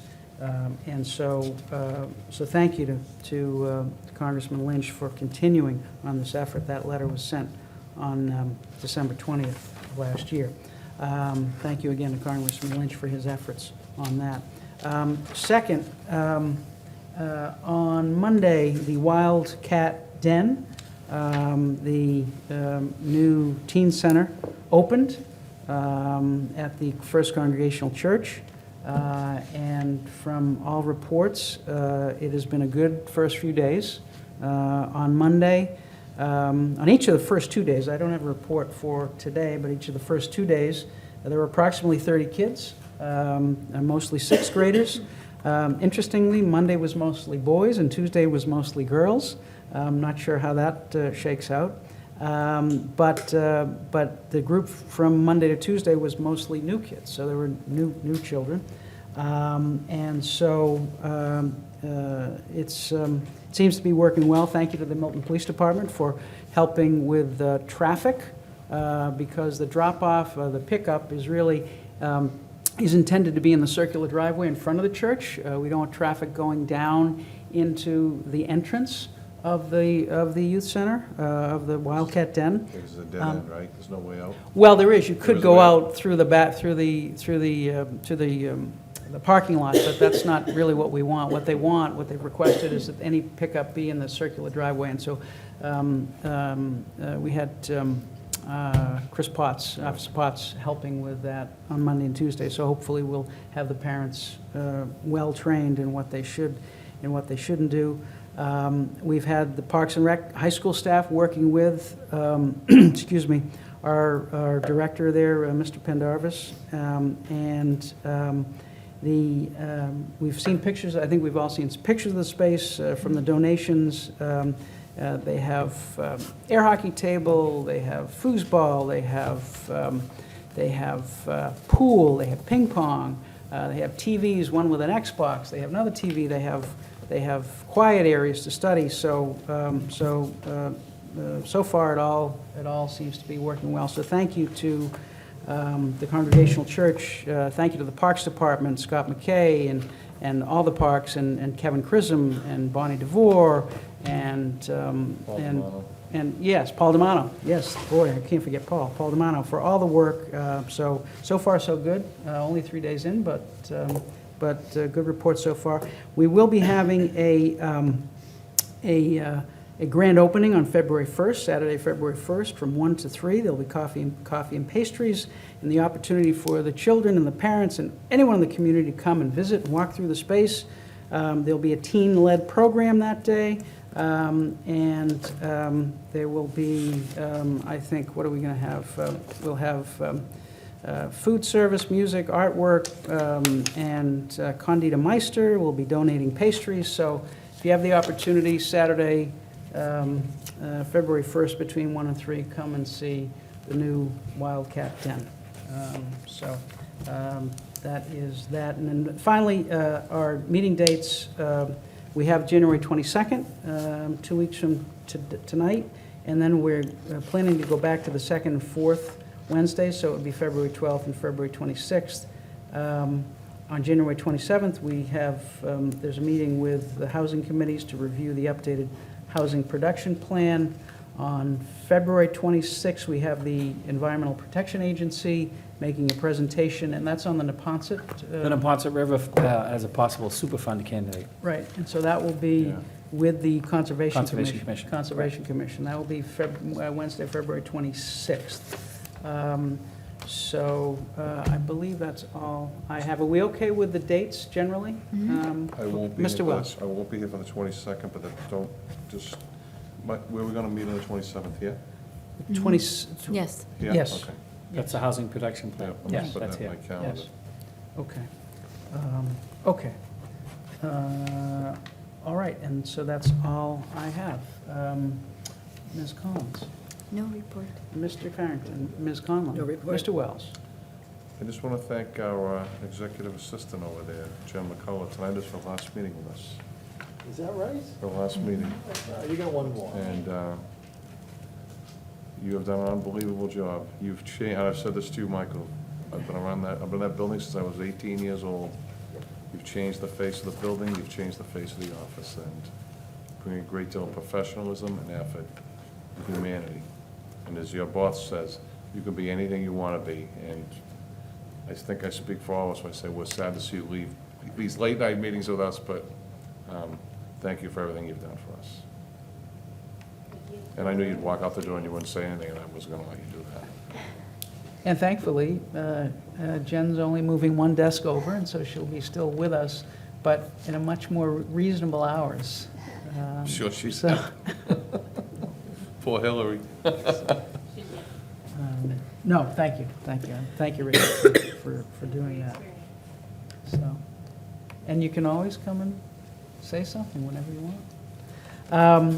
Item 24, community happenings. The Milton Historical Society is having a fireside chat on Saturday, January 18th from 10 to 11. And then the Martin Luther King Jr. celebration will be on January 20th, a Monday evening, at the Concord Baptist Church from 6:30 to 8, at which we will present our No Place for Hate proclamation. You'll have to speak. Anything else? I will entertain a motion to adjourn. I'll make a motion to adjourn. Motion been made and second. All those in favor? Aye. Aye. Thank you very much.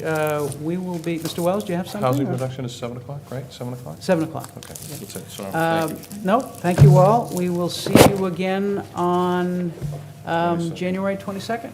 Thank you very much.